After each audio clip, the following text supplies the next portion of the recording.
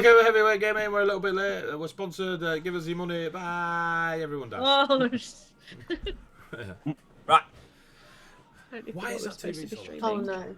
Welcome. Are we streaming? I'm assuming the cameras. We are. We just totally forgot we were supposed to be. Yeah. We are. Alright, someone's not muted the stream. That was me. No, just checking. Yeah. Cool. So welcome to Heavyweight Gaming. We should have a special guest appearance tonight in the chat from some of you will know him as Nalene. I know him as Sam. But yeah, if he's around, Nalene? Yeah, he was saying hello last night. I'm pretty sure I was in your stream last night. Oh, that was the okay. He said that to was me, he was like, "You're not in this, are you? Can you see a very large balls?" No, Jesus. You don't ever want him as a witness because he'll see nothing. So, welcome to the channel. We play D&D. It's Monday, first day of the week, first campaign of the week, depending on if you start on a Sunday. Can you use first or last? You're a bit of both. So we're playing D&D5e Ed when glory is not enough. This is session 18, and if it isn't, that's what I've put in the description. So we're playing session 18, whether we like it or not. So thank you for joining us. If you are new or you've been around for ages, thank you. We love you all. Right. Social media. If you will go to Twitter or Facebook or Instagram and look for Heavyweight Gaming, or follow the links in the chat, or press the little buttons underneath the stream, you'll go to our social medias, click follows, your likes, and all that good stuff. And it'll be me telling you about what we're writing, when we're writing it, what we're playing, what we've got planned, what charity streams we're doing, what one-shots we're doing, whatever we're doing, you can find it there. If you want to come and hang out with us in Discord, and you don't have enough Discord servers down your little sidebar, add another one. Come to Heavyweight Gaming and talk geeky with us. Just like you talk on other ones geeky with your other mates, but we're better. It's that simple. Just come to Discord and stay low. If you want to catch up on, a ridiculous amount of hours storytelling, you can go to our YouTube channel, have a listen. It's cool. We've had some good times. Lots of good stuff's happened. People have cried, people have died, and there's a magic sword in there somewhere. But yeah, go check it out. If you just all the links now. If you follow us on a Sunday, the Dice of the Behold a lot when they do their Chronicles of Needham, you've got their YouTube channel as well. Because I'm so proud. Look at Reed. Oh, Mel's here. I didn't realise Mel was here because she hadn't said anything. It's your first test, Reed. Your first test. So proud. Chaos mod is on it. We got sponsors. Our official sponsor, Sirenscape, a producer and creator of sound sets and beautiful ambient music for your games. If you sit around a table and you've got a tablet or a Bluetooth device, a PC, a phone, anything like this, you can play the music and you can have dragon fights and orc fights and magic circles and enchanted forests and mountainous terrain, blowing winds. It's super, super cool. And because we play online, we use the web player app that all your party downloads. One of you logs in, you play it through the web player app, and everyone gets to hear the good ambience you're trying to create through their very own speakers. So go check them out. Loki battle mats. If you like battle maps, as most nerds do when they're playing their RPGs, whether you want it digital or physical, go to Loki battle mats. Check out what they've got. Unbelievable creators. Every time they throw out a Kickstarter, it's immediately funded because they're just brilliant at what they do. I've got some of their stuff kindly sent over to me by Ricardo. But yeah, they're absolutely brilliant, both physical and digital. Please go check them out. They're incredible. They're sponsors of all our everything we do on the channel, so it's super cool to have. Also through this campaign, not a sponsor, but we have been using the odd 2-minute tabletop map. Go check them out, show them some love. They're really cool at what they do as well. Third sponsor, Coyote Grey. If you go to the Roll20 marketplace and type Coyote Grey, you'll discover a bunch of chibi tokens in different packs. I'm pretty sure he's got a pack up there now that's like over 1,000 tokens for very little. It's brilliant. I love all his artwork. He's done the artwork for the characters on Tuesday and their cover art. All his tokens I own, and I use them in all my games, whether it be fantasy or cyberpunk, etc. Please go check him out. Send him a lot of love. And when we eventually get the Kickstarter going, Coyote Grey will be contributing art. And if he doesn't know that, he does that. The artwork you see before you for the characters is done, well, not me, but the players, is done by Becky Appleyard Art. Go check her out on Facebook. She's cool. She does loads of cute chibi artwork and lots of other commissiony stuff. Go check her out. She's amazing. The Dungeon Master artwork for me is done by Lily Tuft or Lily Rain, but we'll grab her on Twitter if we can. She's a fantastic artist, and yeah, she's just a fantastic artist. What else we got on our site for the sponsors? If you like 5th Ed source material, we got 2 books out. The first one, the first major supplement by HWG for DnD5e, has been out over a year. I mean, pushing 2 years. Tasha's Heavier Crockpot Bits and Bobs is 81 pages of subclasses, spells, artwork, and everything a TTRPG player wants. Find it here for $9.95 on DM's Guild. Follow the link. Super cool. 80 new spells, ridiculous amounts of nerd in there. Honoured to be surrounded by folk that can get this done. There you go. Go check out Lily Tuft on Instagram. She's amazing. The other book that we released not long ago, Heavyweight RPG, that's us, have released their second source book of DM's Guild. They. Frank and Kenzie's Trace Folk Compendium. A lot of content in this book. A bit of a homage to small businesses that have followed us along the way. And you'll find Easter eggs relevant to our sponsors and friends of the stream and more. $12.95. There's a bit more in it. It's, again, brilliant. Being able to get a bunch of nerds together to create source material for 5e or whatever game system, and lots of cool artwork in there. Absolutely amazing. Can he find a command for Friday? Swear they had one. Well, you know, that's your second test. Hey! The emojis have been done by a friend of ours called Friday. She is a disgustingly talented artist. Go check her out on Instagram, Errant Flame. Absolutely amazing. I've been paying her rent for the last year with artwork, and I would pay more if I could. She's unbelievable, and I can't wait to get more and more out of her as we continue our nerdy journey. Right, what am I on now? Bits? Oh, charity. We'll do the charity stream first since it's popped up. End of this month. Not long now, 3 weeks, 4 weeks. Eduardo, aka Mr. Valentine, will be dungeon mastering our first charity stream of the year. 24 hours of D&D on the 30th of July through to the 31st. It'll be sat round a table. It'll be amazing. We'll angle it so you can see the other people past my wonderful shoulders. But yes, it's going to be absolutely amazing. We're going to be in Furia. We're going to be travelling through the mountains, totally not TPKing, or at least not till the end of the 24 hour, because sod rolling up a character mid-fair. We are doing this for Jerry Green Dog Rescue. They operate 4 centres across 3 counties. Their centres are in Lincolnshire, Yorkshire and Nottinghamshire, and they work hard to rescue, care for and rehome stray, abandoned and unwanted dogs. So please help them. Thank you, Chuckles! So yeah, every year we do these charity streams, and so far we've raised £6,000 in the last couple of years, give or take, a quid. So please, if you can throw in, please do. If you can't, mug somebody, nudge a friend. You know, it's got to be some kid's birthday. They've always got a tenner in the birthday card. Grab it, donate it. Swipe it out. Swipe it. They don't understand the value of money, be fine. But yeah, please, if you can, throw some pennies in. The week after, GSCon in Manchester, 6th and 7th of August. We have a seminar room for the entire weekend at Manchester University. GSCon is a gaming convention. There is a lot of e-gaming, right down to myself doing the tabletop. I will be dungeon mastering now, it turns out. 2 one-shots. One on the Saturday, one on the Sunday. Both will be set in Colossus. You can sign up for them for the Saturday one, and then on the Sunday one we'll throw it together while we're there, because that's fun and exciting, and then ad-libbing's always cool. We have the entire seminar room for the weekend. 300 plus people can fit in there. We're going to hook up Sirenscape, have some cool music coming out of there. We'll have skinny minis. We'll have miniatures to show you that we've been using recently, Loki battle mats, and you can get to see all the stuff we use and talk to me and all the Tuesday lot, because the entire... Oh, there you go. Tuesday gang will be united too. All the Tuesday lot will be there. Some may be cosplay, some won't, but you'll get to chinwag to us about what we get up to, how we get up to it, etc., etc. So please come along. And if you do want to buy a ticket, make sure you use the code EMRIS10 and you'll get 10% off. EMRIS is Zandria on our Tuesday games. She's amazing, and it's so cool that she's sponsoring the con. So yeah, do that. Last but not least, before we move on to the the recap.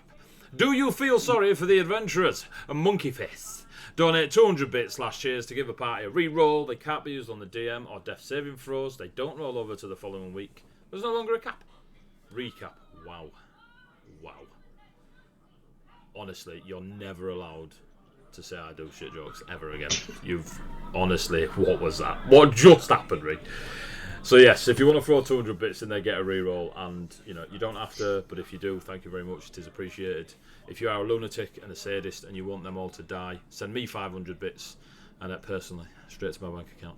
And I'll use them to fuck up their rolls. And if you really want to be, stupidly fan-based and just stalkers everywhere, you can do so in our t-shirts. If you go to Redbubble, there are 2 t-shirts up there, I think. One of them is of my glorious self holding up a D20, like pixel perfect, and the other one is. Oh, are you all right? I'll die quietly. Yeah. Which child is on the way out? Get a little drink, mate. Yeah. Just get a little drink. You can go check out There Are No Dragons in Colossus. 2 beautiful t-shirts, artwork by Friday again. So, is that it? We done? We cool? Yeah, why not? Right. Now for the recap. Yes. I'm going to get a cap that says recap. No, you don't say recap. You just get a cap that says re on it. Now for the recap. We need an emote. We need an emote. We need an emote. Friday. Where's Jelly Sauce? You guys are currently in Clay Eye. That TV's loud as. Give me a second. Oh, there goes the policeman.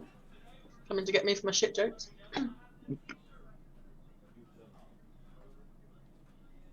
It's usually Tony, but they've actually been pretty alright recently, so... This is true. I do shit jokes? Every so often you have that one really bad pun where Tony's like, my jokes are great. No one told me. We have a chat and he turns the TV up and then watches the phone. I'm like, what is that? Eduardo's fault. Right, so... That's not an You're in... birth control, I don't know what is. Well... Sometimes I don't think Eddie's listening until he hears his name, because he only perks up when he hears his name. Yeah, well, why do you need to listen to all the people's stuff if it ain't about it? Call you out. Just look at his face. It's his face when you go Eduardo's like... It's me, it's talking about me. It's like a chihuahua on sherbet. Don't know why he's shouting chihuahua in the background. You're in Clay Eye, you're in Colossus.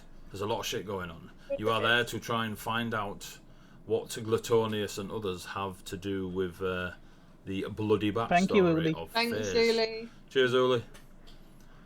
Whilst there is a festival of the stars, a feast of the stars, sorry, going on in the town. A patron turns up every year, pays for all the food and such. Turns out this year that Gluttonius has paid for every single morsel of food and drink to be free. And everyone, whether they be visiting from Buxy Bay, local to Atoria itself or whatever, can eat and drink as much as they so desire. The villa at the top of the hill in Clay Eye is usually like a guest house for the patron as a bit of a thank you. Gluttonius bought it straight out and now owns the villa. You interrogated Gunnar by chopping him up into little pieces. Always a good interrogation tactic. It'd work on me, I'll be honest. You befriended the little Sniff McSniff creature, and is still Rhea's friend, I believe. You then, whilst the feast begun in the town, you infiltrated the villa like the stealthy ninjas you are, and had a fight with a massive pig who ate some other little piggies, or at least one of them. You cleaned up, you battered them all, you stabbed them all, they exploded. You investigated the sludge and found some stuff, and then you decided, right, now we're in absolute danger. Let's split up. So 3 of you go into the town, 2 of you stay downstairs, and I'll go upstairs all alone. I mean, as any good adventuring party should, immediately separate from one another after a fight. So Althea went upstairs and began searching the place. She went into the bedroom of Gluttonius and discovered that, as per consistency so far, it was an absolute pigsty. There were dead rats and frogs and snakes all over the place, half eaten, some still alive, burnt and blistered and crispy. Althea / Ree held on to her stomach and made their way through the room to a writing desk that seemed to be oblivious of the filth and dead food about the place, and picked up 6 pieces of parchment, 2 written in Elven, 2 written in Dwarven, and 2 written in Giant. On the way back out, so close to reuniting with her party, mere feet away from just popping her head out the door, she saw a shiny on the bed. And like all good adventuring magpies, she dived on that shiny. Dived on the shiny and charismatically failed her banishment save. And has now been banished to who knows where. So we'll come On back half to hit points and poisoned as well, I'd like to point out.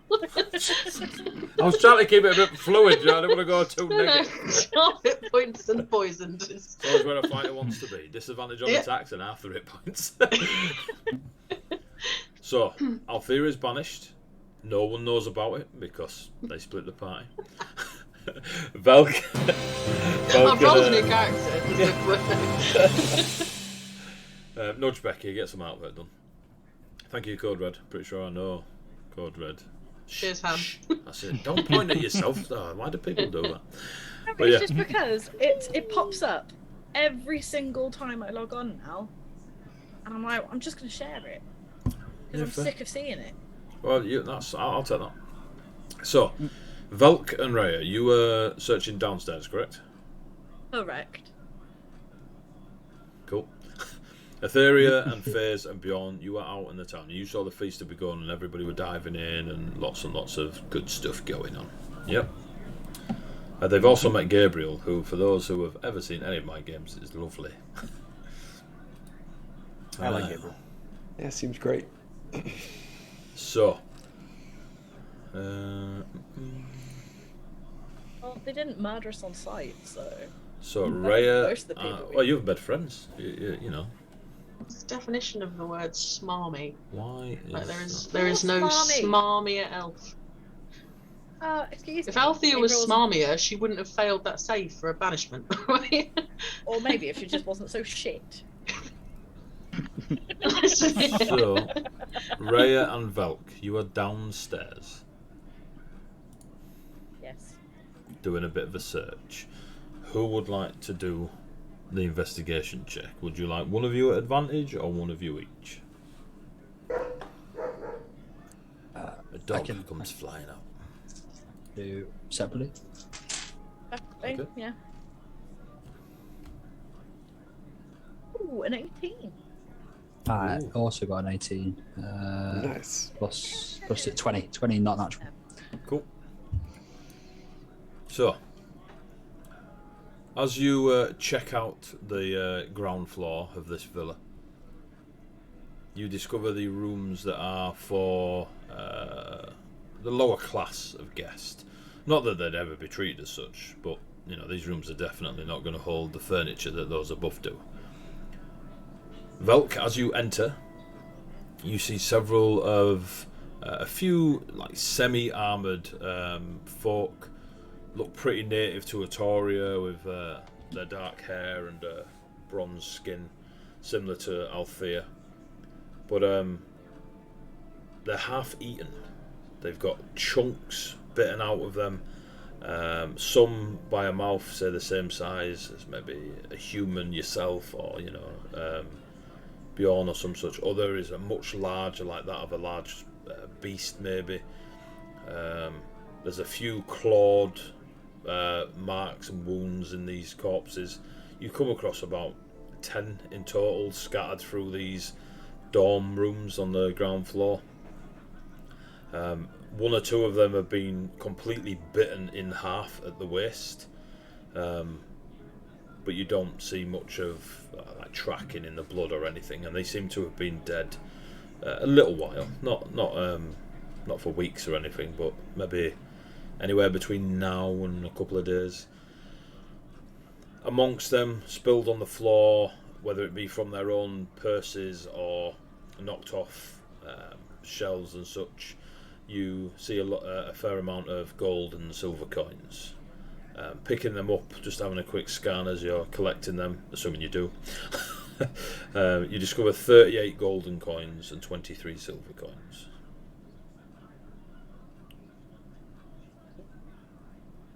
Hanging from a hook, there were several hooks in like a cloakroom type area. There is no tunics or nightly warming robes or winter robey type anything for travelling. There just seems to be a single hooded cloak that is made of a coarse fur slash hair, like the material of it. It's got a bit of a leathery inner to it. I don't know what fur this would be. Oh, you do, yeah. It's rat fur. Rat fur. And the inner leathery bit is skin. So it's like a massive hooded cloak made from what? I mean, it's great. It's well crafted. It's obviously a lot of rats, but to the untrained that was going to eye, be my next question. I mean, it'd fit any of you. Obviously, it might be slightly larger on Velk, but yeah, it's a cloak made from rat pelts. What did you both? 18 and 20. Rhea, you find a copper ring that is unblemished, not a scratch on it. Just seems to be among the corpses of the guards and I mean, this is going through various rooms. You're not just all in one room, and this is throughout your searching of downstairs. Oh, gross. Okay. And between you kind of half see it together. There is a bow resting against a quiver of arrows. They're very neatly placed in there, like when they're filled perfectly. And you can see frost on the floor around the base of the bow and the quiver. Like, there's a bit of blood around there, but there's quite a lot of frost. I mean, you're in Atoria. It is a warm place. And that's pretty much what stands out to you.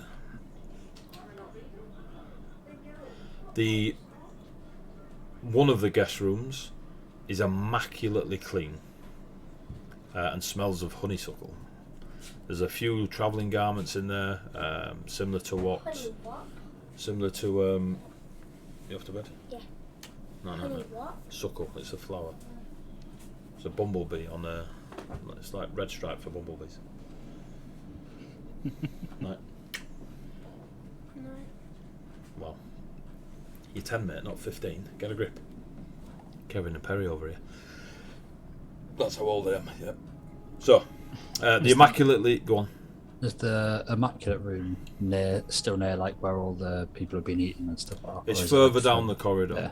What you do notice is the smell of death only hits you within the room. Out in the corridor, you don't even smell it as you approach. It's only when you... So the room that has like the dead warriors type people in. Yep. That is a separate room, so you'd have to go into there. Yeah, you've been in. Like close the door, like school. Yeah. So all this is what you've discovered searching downstairs. Mm-hmm. The immaculately clean room is further down the corridor. It seems to look for a what's the word? The people staying there have decorated it to be befitting of someone more important than where the guard rooms are. But the room itself is similar design. The travelling garments and that in there are of a similar style to Etheria, with the kimonos and such, and then there's a few a bit like what Faze has been wearing, her sort of gothic clothing from Ravenholm, and then a few standard A bit like you've seen come through Cruel once or twice, just standard travelling gear to wear and tear. The bow with the frost around it, was that in the Immaculate Room? That was in No, one of that the was one of guard the rooms, guards. yeah. Okay, cool. That's fine. I'll pick that up and take it. Okay, so, the bow and arrows. Yes. Please. Yeah, shockingly, they're incredibly cold to touch, like you're holding ice. But it's not painful. You can withstand it. Rhea considers taking the cloak for a disguise later on.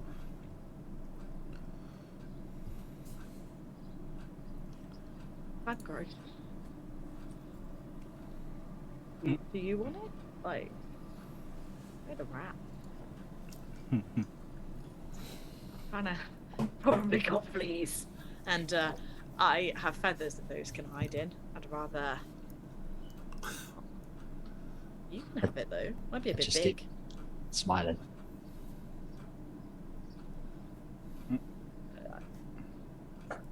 She walks off With the bow and arrow? with the bow and arrow, Okay. but not the Not the rat cloak. Okay. No. I'll pull the cloak off the hook. Okay. You get like the hairs on your arms kind of stand on end as there is a almost gentle static, and then it settles. Cool. I'll carry it with. Okay. I'm assuming you took the coins. Yeah. Did you take the copper ring? Anyone? Yes. Did I sit like I was going to say if I saw But it? between you both. Rhea saw it. Between you Okay, both. yeah. Unless one of you states, I don't want to tell the other one about X, I will assume you both just see the stuff as you go along. Did you pick the ring up, did you say, Ray? I did, yeah. Okay. Anything else you wish to do? It's quiet upstairs. Rhea looks around the room at all the half-eaten guards and considers, did Cletonius really pay for the villa? Maybe they got hungry and ate the guards. Maybe the guards were just a bit shit.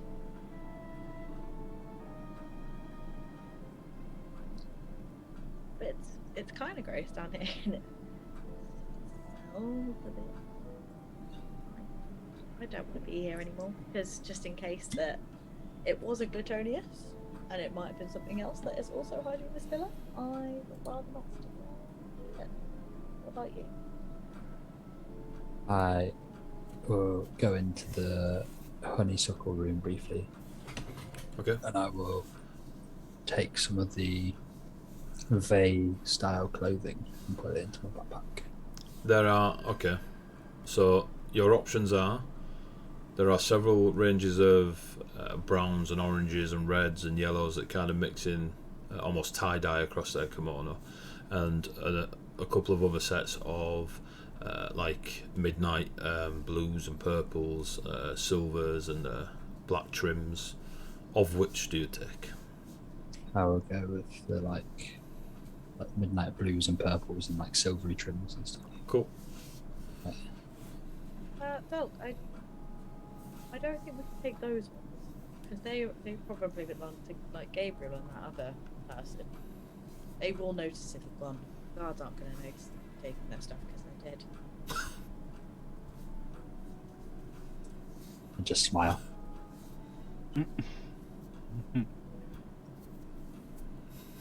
Turns around and walks out. I'm not. I've decided you two should not be left alone ever again.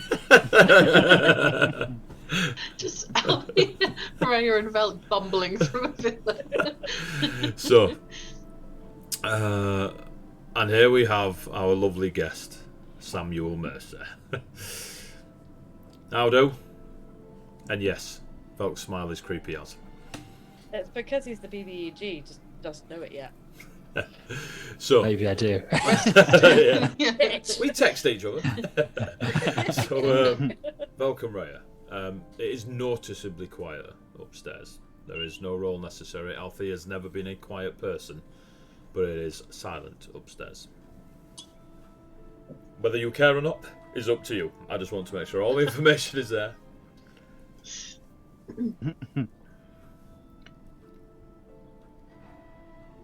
Nobody Raya cares. does not notice. Raya like, Cool. Velk? You're just assuming the Please. Thea's, Althea's asleep somewhere? No. We we go back to, I guess, like the area where we originally came from, right? Yeah. Yeah. This is kind of all fluid at the minute, mate. Yeah. Like, Probably take you're like searching downstairs. That's as much detail as you can play around with. I'd probably wait like a couple of minutes Okay. as Ray's just standing there doing nothing. Just sniffing McSniffison around. I'd just Raya starts preening. Yes, literally just they, lean in and go. they will always be within 40 feet of you, Ray, unless you send them away, because you know if you send them further than that, they'll be released of your control. Fantastic. She's probably just playing with the boundaries and something them around objects and seeing if that still works. Cool. Objects. Just playing with And in a play with power. As Playing with a- herself. So after a couple of minutes, as Ray's literally just kicking about, I'll just lean in and be like, Ray considers the lack of noise upstairs.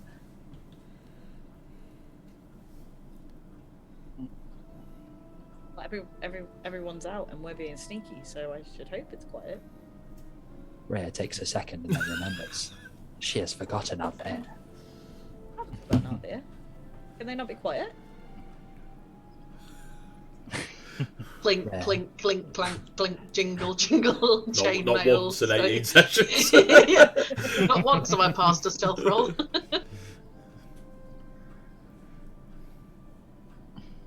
Are you saying that we should check on Althea? Just smile. He flicks her a notebook. That is code for yes. We've seen this many times. Okay, let's go. She starts walking off. I won't leave her way now, Jack. My work here is done. That Velk goes banishment into necklace town. that I placed is working well. So, if you two go upstairs, who's going upstairs? You both going upstairs? Mhm. Yeah. So you both go upstairs.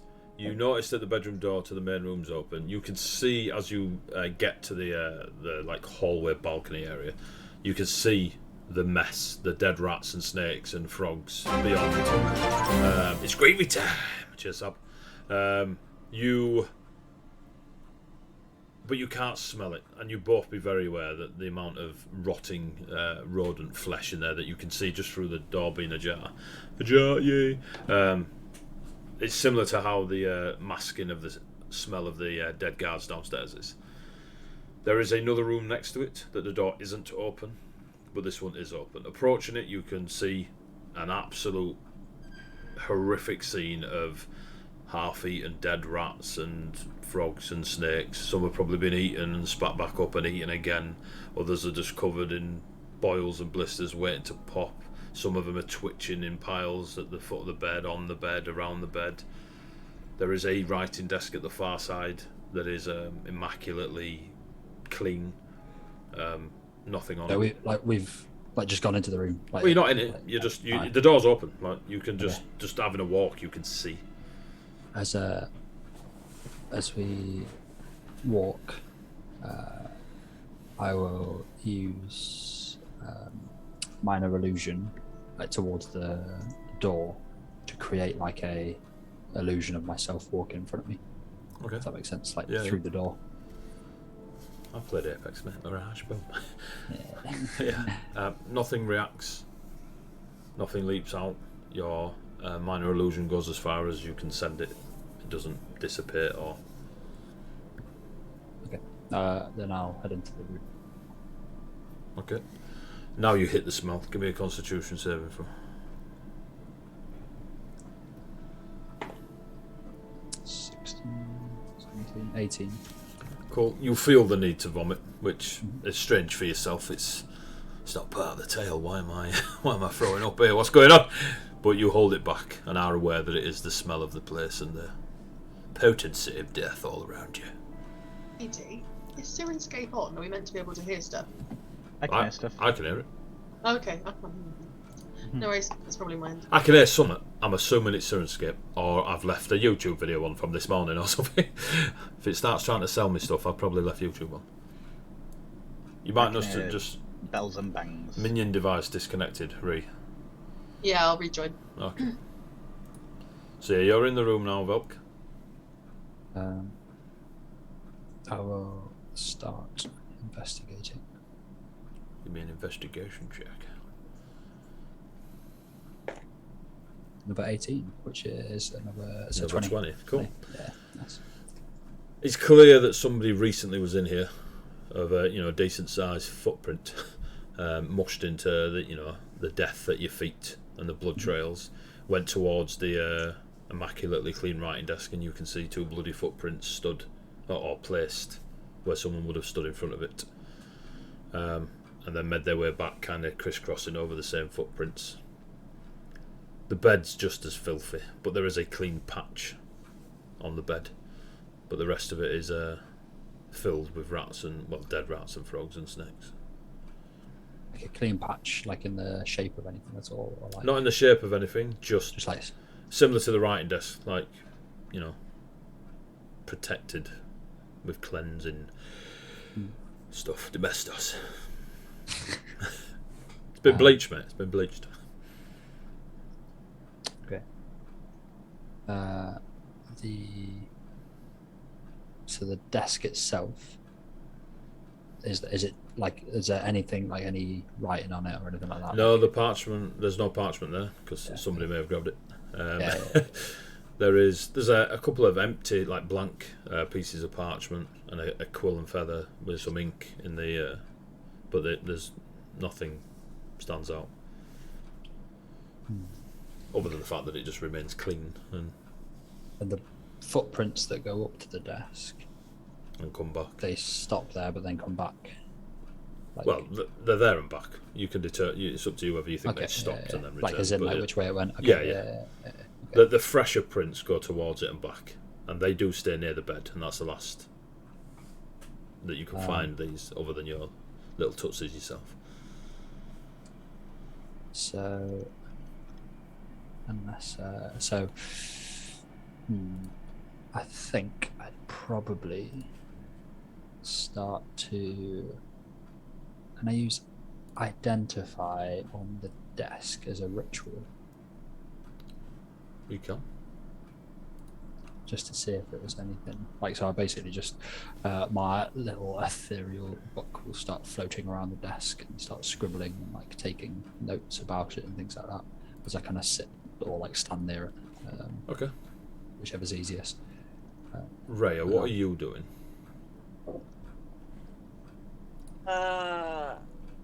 Yeah, just vibing.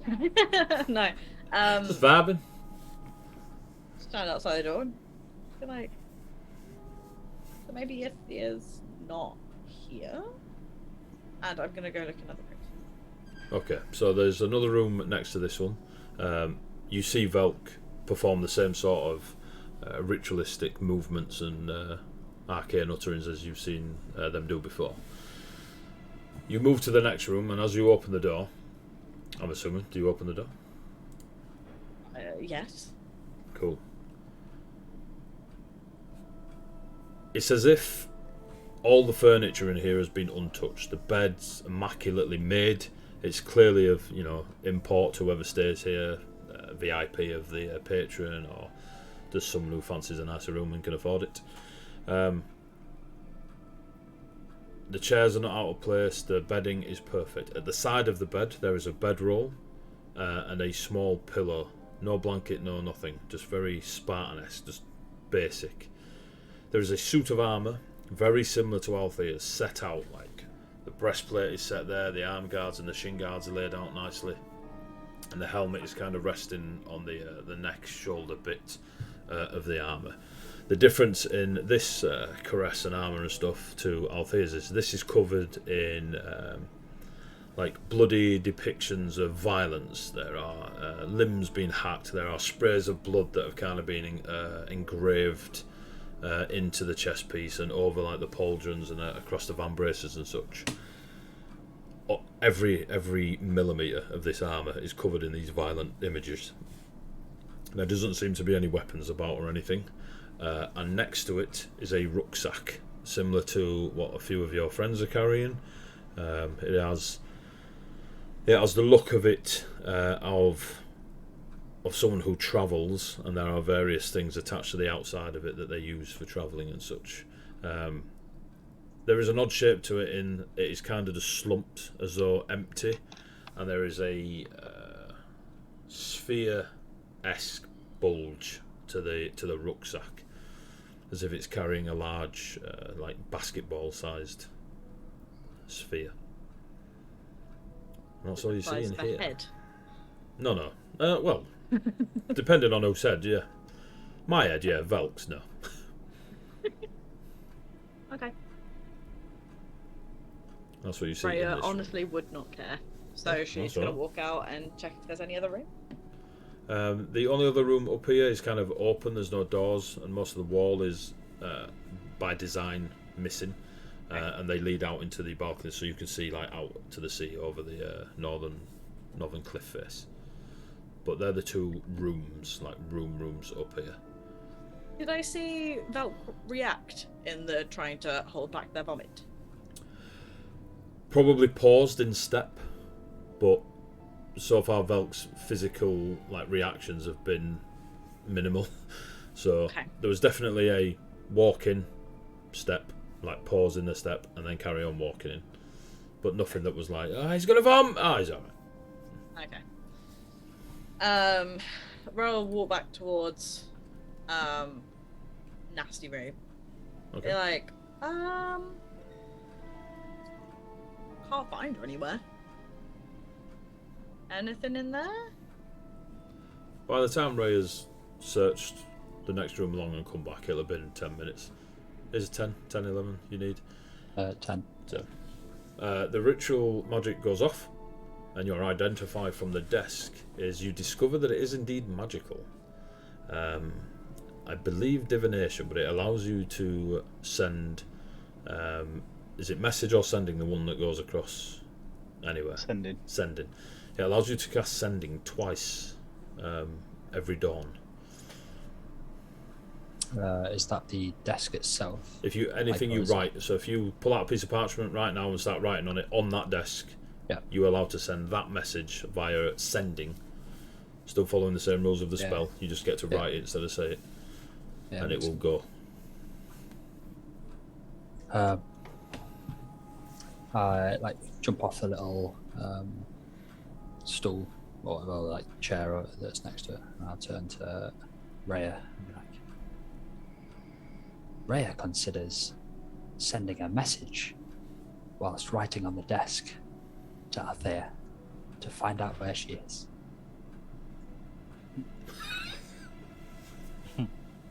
Alan, Rhea, come on.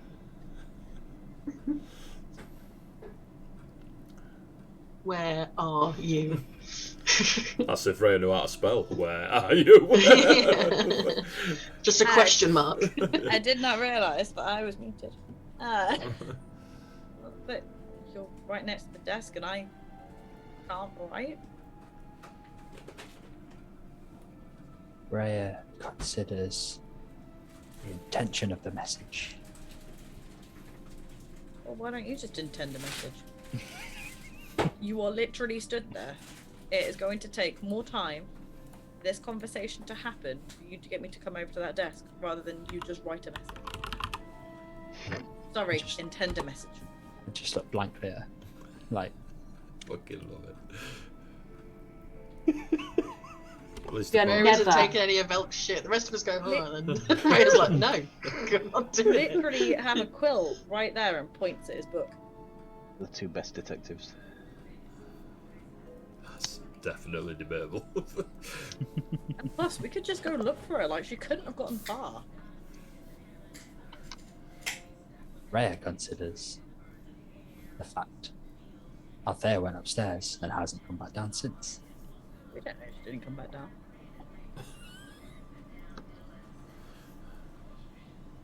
I just still look blankly at her. I looks blankly back. Whilst Whilst the Just staring at each other. whilst these pair of blankers do whatever they're doing, we'll go over to you, Rhea. Althea, even. Oh god. So, when you first grabbed that amulet, and I logged into Sirenscape. Is it this one? I know the music's gonna change. Oh, that's horrible. Should. I think. I don't know, but I didn't like that sound effect. Yeah. Someone so, rustling the table next to me. when you grab the necklace, no, you do not. When you grab the necklace, and everything goes black for a moment, and it's not like when you are asleep. It's like when you receive a heavy blow to the head. You kind of like snap, gone, and then a moment later you come to your senses. It's that sort of feeling when it goes black, like you've been assailed quickly. No pain, just a thud and out. When you wake, or open your eyes, or are able to witness what is before you, you are not in Kansas anymore, Dorothy. You are not in the villa. You are in a place that is seemingly made up of hundreds of starlit nebulas merging into one another. And I mean this next sentence, so just hold it in until the end, yeah? There are forests all around you, made of a divine energy with leaves of shadow and sunlight. And running through all the branches and the leaves are squirrels that appear to be made of stone. There are moonlit rivers. In hell. One person's hell is another. Moonlit rivers run through valleys of powdered green. There is a music. It's heavy, soft, joyful, filled with sorrow, and can be heard in perfect harmony. Every step you take is loud enough to deafen and yet as gentle as a baby's giggle. The clouds surround red mountains that are far in the distance. Bronze waterfalls pouring from the stone castles. Lava lakes embrace an ebony stone circle on a rock island at its centre. Everywhere you look, there is symbology of celestial presences, all from Colossus. Past, present and possible. It would take lifetimes to take it all in. No matter which direction you look, all of these features you can see crystal clear, even though in your periphery they seem to be miles and miles and miles away. The immediate area that you are stood in is a cobbled road. There doesn't seem to be an edge to it, and every step you take there is more and more of this cobbled road. Walking towards you is a medium-sized humanoid-shaped Atorian elder, someone you would expect to see in a teaching role. They seem to be.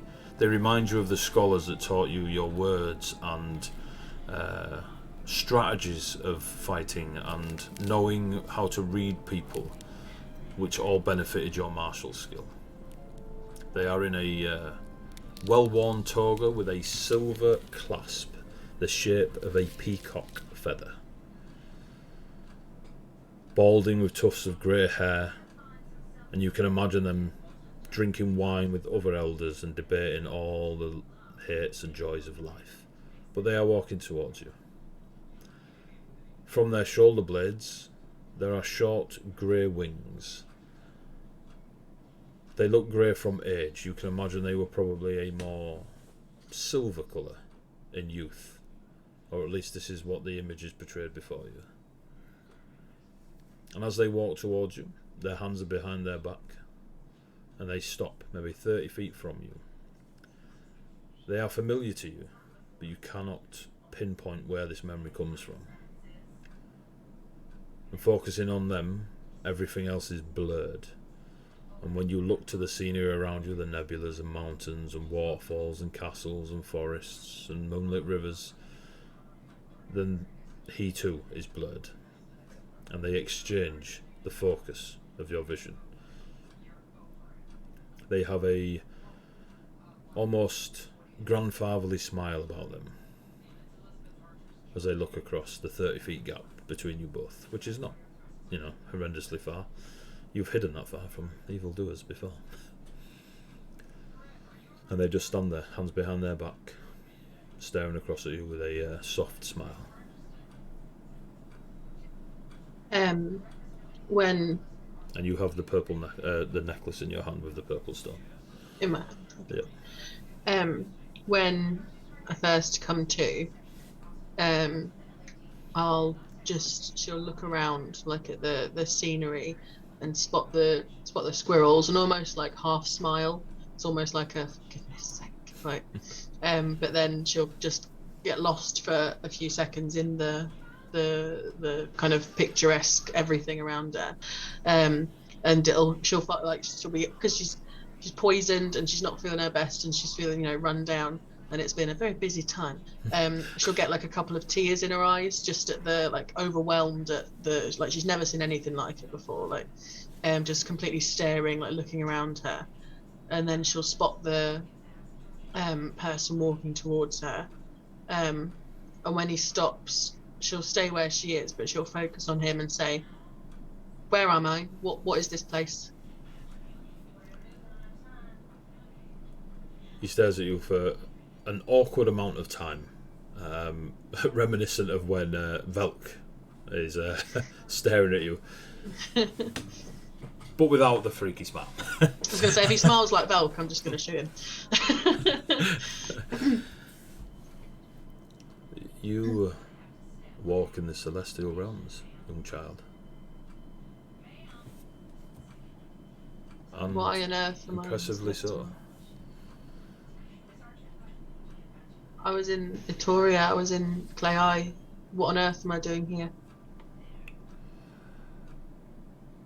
It was not deliberate to bring you here, and yet you survive the journey. Were you in a fight against wielders of magic, a teleportation, banishment maybe, or I don't believe you have died. And they start to walk, they start to circle you, staying 30 feet away, and as they walk, more cobblestones appear. I'll hold up the necklace and say, I just touched this. It's similar to what I owned one once. Well, I've had one put on me. I'm not sure by who. Who are you? Sorry. I am Carlin. I am just I am a groundskeeper. The groundskeeper of the celestial realm. That is the easiest way of explaining it to us. Can you tell me anything about this? And she'll sort of stand forward, almost like desperately take a step forward and thrust the necklace towards him. This appears to be what brought me here. I'd like to know why. I found it somewhere that I don't know. It's disconcerting that it was where it was. The why I don't know, but the item clearly carries a enchantment.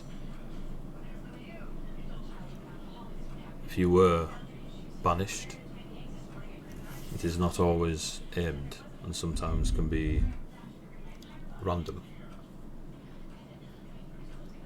Those of mortal blood do not normally survive a journey to the celestial realm without permission. But you are not of mortal blood, are you, Althea Valanis?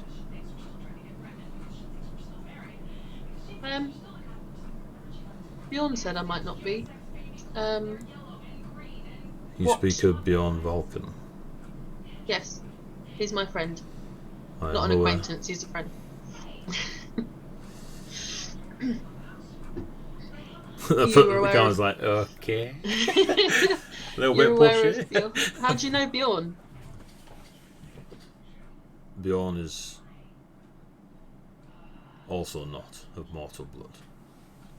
Yeah, he gets wings sometimes. Like you, the person has wings, don't they? Yeah, The they're grey, great yeah. wings, yeah. Yeah, He doesn't have them all the time, but he does sometimes in fights. He sort of grows wings and he gets his axe. He's Costo's vengeance. I am aware of Costo's vengeance.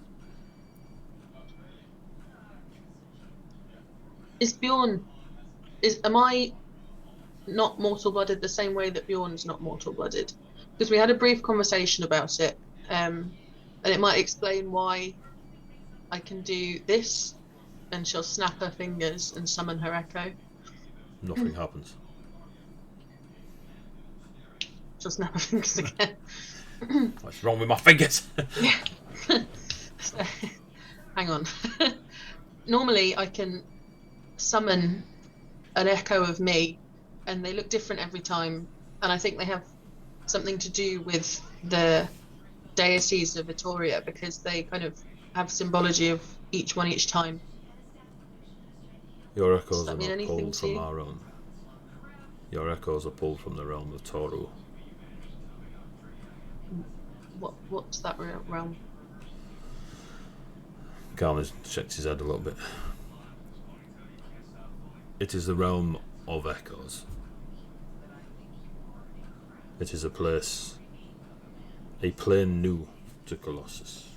New in relative terms, but new. Echoes being able to travel between realms, possibilities.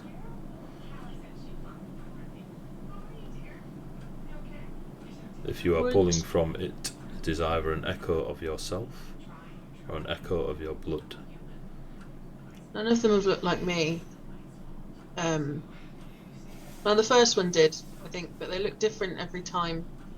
And then I'll give like a brief description of the 2 or 3 echoes that I've had. The one with kind of the silver hair, and the armor, and then the most recent one with the dark hair and with no kind of descriptive features, because I think the silver-haired one had the swan kind of symbology, but the most recent one didn't have any kind of animalistic symbology at all. Your celestial blood is long. You are not. It has been around a long time. When my wings were silver is the last time I remember your blood in this realm. Bjorn said that celestial blooded creatures, it doesn't necessarily mean that I am like that it's a lineage. It might have been a blessing from a celestial upon a certain being. Like, is there anything that you can tell me? You seem to know that I am celestial blooded, whatever that means. Is there any more information that you can tell me just by, looking at me? It is an earned gift. Who did the earning is not my place to share.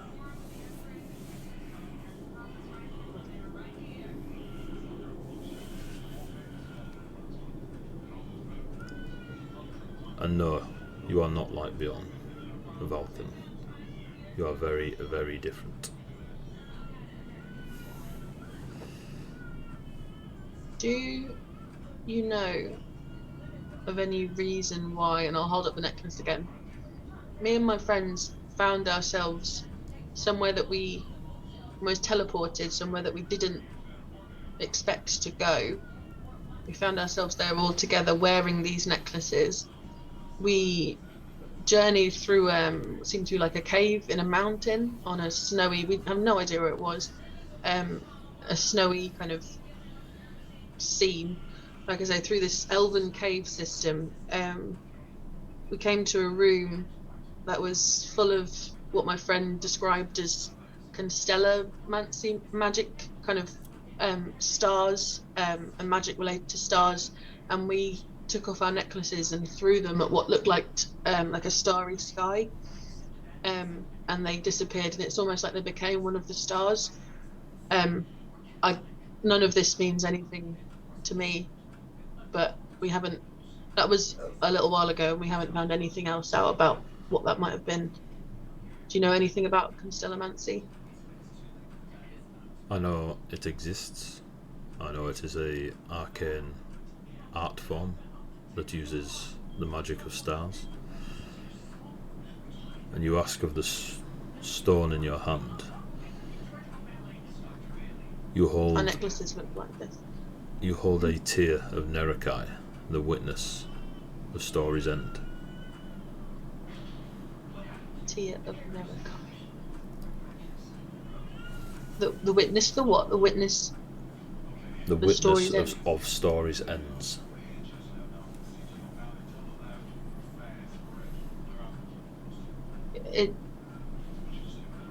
Can you tell me anything more about Nerekai specifically, or where I might find out information about him? Nerekai is a leviathan banished from Chokruani at its birth. There are only a few leviathans that reside in your material realm.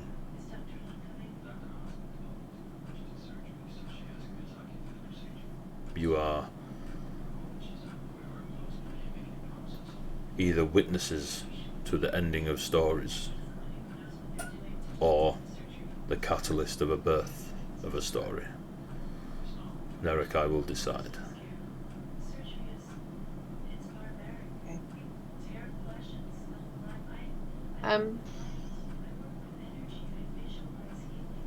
Also recently, we are on a path to help my friend FaZe. She recently had a tragedy, and we are helping her get closure and vengeance for what happened to her and people that she cared for. And we ended up having to kill a man. When we did so, Bjorn went to enact Costo's vengeance with his axe and couldn't. Do you know anything about, like, what reason would someone have to protect a dead body? And this person also spoke a lot about it. They were like hinting that we would see them again.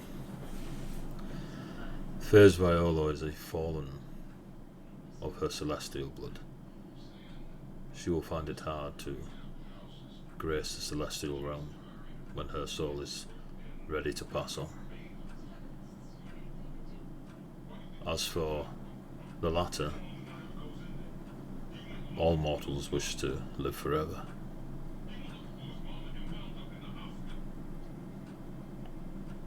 Was this person you killed important to anybody? Would you go out of your way to save the soul of your friend's life? Yeah. Then you have answered your own question. Can I go back to where I came from? Yes? How do I do that? There are two ways. You resist the magic of whatever it is that brought you here. And he kind of half nods at the amulet. But resisting it, after failing to resist it, will increase your chances of being permanently banished. Or you ask aid of the realm, and he just gestures behind him to all that was described above.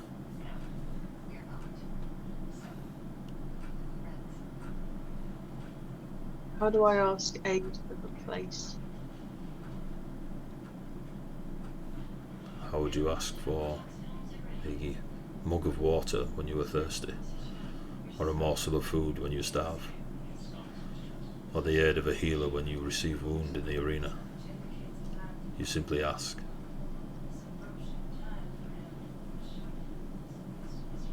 Okay. Are there more people like you gatekeepers or groundskeepers in this place? There are. Others groundskeep for different embodiments. And the squirrels, what do they... I've seen them on where I'm from. Why are they here as well? The squirrels are keepers of the celestial sparks in the material realm.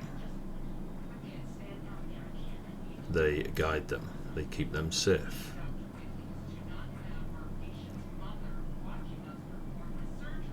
Althea's just going to smile to herself. I need to apologise to some squirrels then. Then I think I don't want to spend too much time here because I can see she's going to look around and see how one would simply want to stay. But I have friends to look after, and I need them as much as they need me. I don't think we're finished yet, nowhere near. So she's just gonna hold on to the necklace, but she's gonna get her sword out, the sword that was Godar's. Sort of hold it with both hands, but kneel down in front of it so it's like point down, and kind of wrap the necklace round the pommel so she can hold it with both hands, and put her forehead to the top of the pommel and just say, I've been told I'm of celestial blood and this is the celestial plane, so I ask in the name of my ancestors, with the promise that I will make it my duty to find out who they are and what they did to earn the right to be celestial blooded, the privilege to be celestial blooded. I ask that you send me back to the material plane, to where I was in Clay Eye, so that I might find out this information whilst further helping my friends as much as I can. If there is a price to this, I will pay it. I just need you to let me know.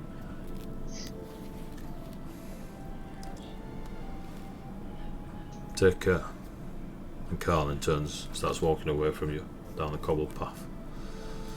As you watch Carlin walk away, you see a squirrel, seemingly made of stone, cross paths with Carlin, heading towards you, and just walk up to you and hand you a stone acorn. I'll take it and put it in my hand with the necklace. It's got it wrapped around it, and then return my hands to the pommel of the sword. And give it a little nod and a smile. It just skitters away across the cobblestones, and the next time you see it, it's running, or you assume it's one of the many you see running through the trees. And the nebula and the rivers and the bronze falls and the castles and the lava lakes and the ebony circles and all that good celestial stuff starts to become one mix of oiled coloured water and starts to merge, and there's a bit of dizziness takes you. Woof. It all disappears. Velk and Rhea, as you are having a blank off, Althea appears on the bed and lands in all the good dead rats and frogs and snakes. Now, before you do that, let's go over to the other 3 players that we've had for 2 hours. Faze, Etheria, and Bjorn. Well, I changed the music again. You are currently outside. You are looking upon the... I've forgotten how to spell that. You are currently looking upon the festival.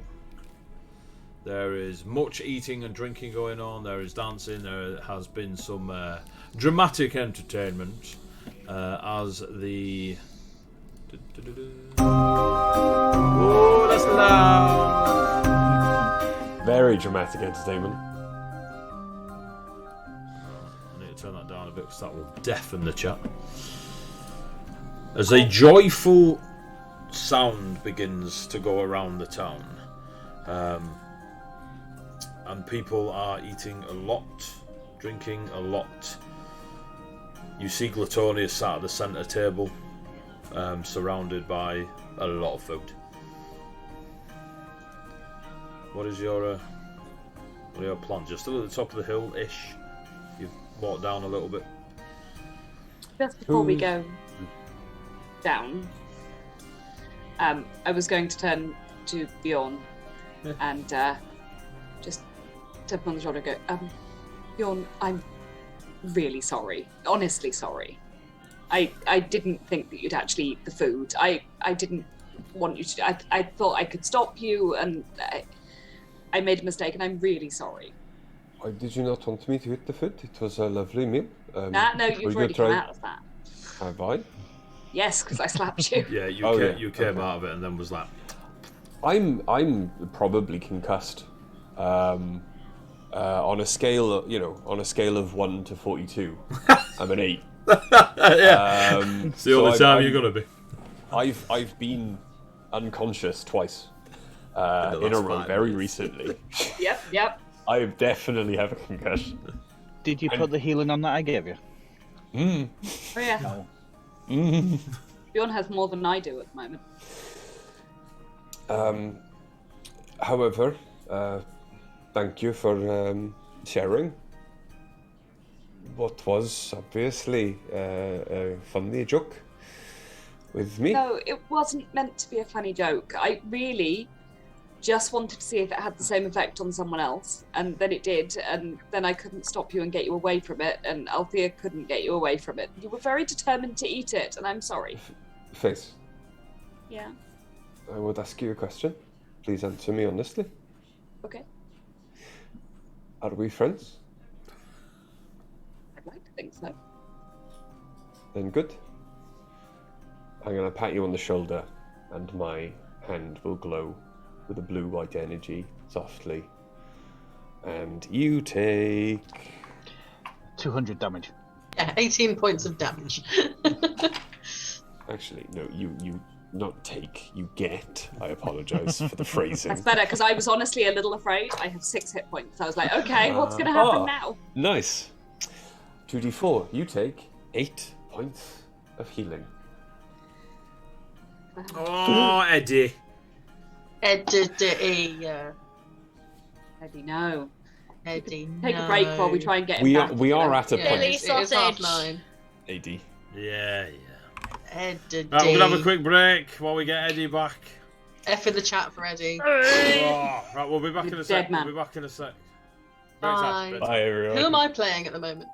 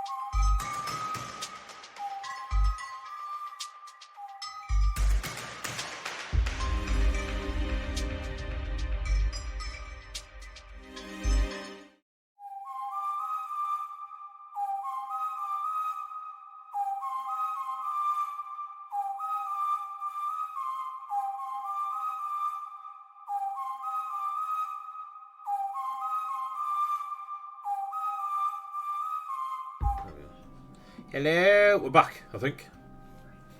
Right, you lot are keen in chat. Keep it up, kids. Right, so we're back from the break.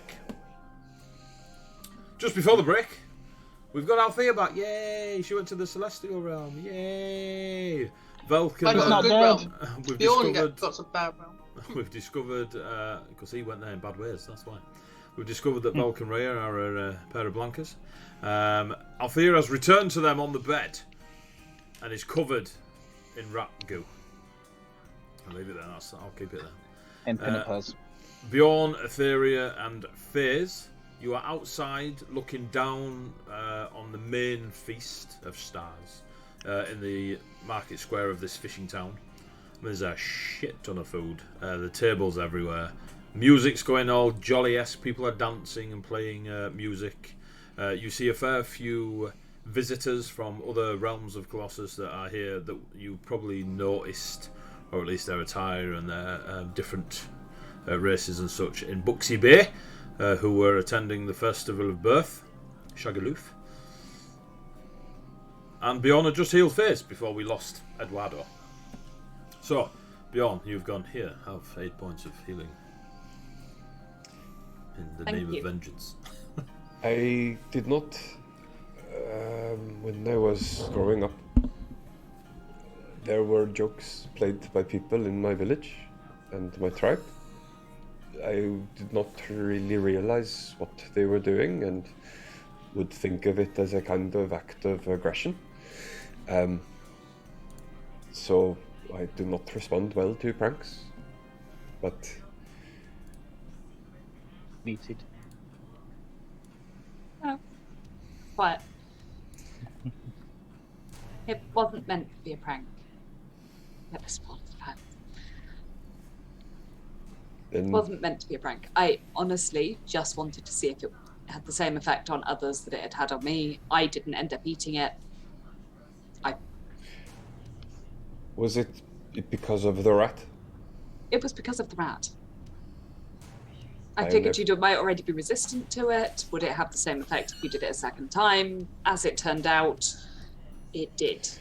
FaZe, you have met me. Do Yeah. I seem like the kind of person who builds up a resistance to things? Alcohol, maybe. What is the plan?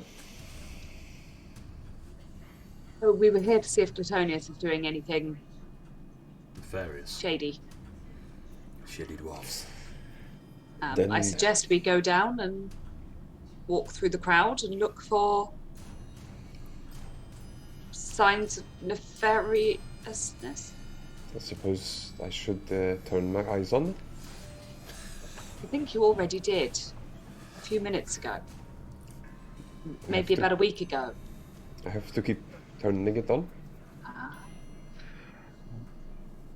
So I'll Follow- activate Eldritch Sight again. 30 feet, yeah. Mm-hmm. I'm going to follow and go, oh, you guys, and tap Bjorn and give him another 12 points of healing. Ah, Just thank in a you. little box with a ribbon on it. Yeah, there's 12 points of healing. Point of healing. Yeah, straight from a coin, my last charge. So, I feel like half the man I am usually am. why does it keep stopping? You might know, Rich. How do you loop on Surenscape? Because this keeps stopping. Do you keep going off that one, ready to queue another one up, or No. It doesn't normally Sometimes. stop. I must have turned something off. It's been happening more often, more recently to me. I don't know whether they may have just turned. Jesus, Eddie. Jesus, Eddie, he's gone again. Eddie. Well, this is poo. Oh Right. look, my forehead is on the same one as Eddie's chin. If I just play like this. I'll Yeah. play like this. So, welcome to Heavyweight Gaming Roll Initiative. Or like this, and I'll be Velk. Hang on. I'm phase. I'm phase apparently. So if I draw, No, I need to come up. if I draw a smiley face on my forehead, I can be the dungeon master. You And can do Althea. both. I can be I'll play Althea Althea. and the dungeon master. I get to be Velk. Or just smile at this. You I'll smile. be Yeah. a half Raya. You're half. Alright, you need to move So to your fair right, maybe? Oh, actually, I could stay as Bjorn, but I need to get really high up. Yeah. Tony's fine. Tony's still at Etheria. Tony's not changed. Tony's always been that short. There we go. Go. Keep going, Eddie. Right, so Yeah, we got this. you walk into the town. The thing is, on our Zoom call, we all look ridiculous because we're all like...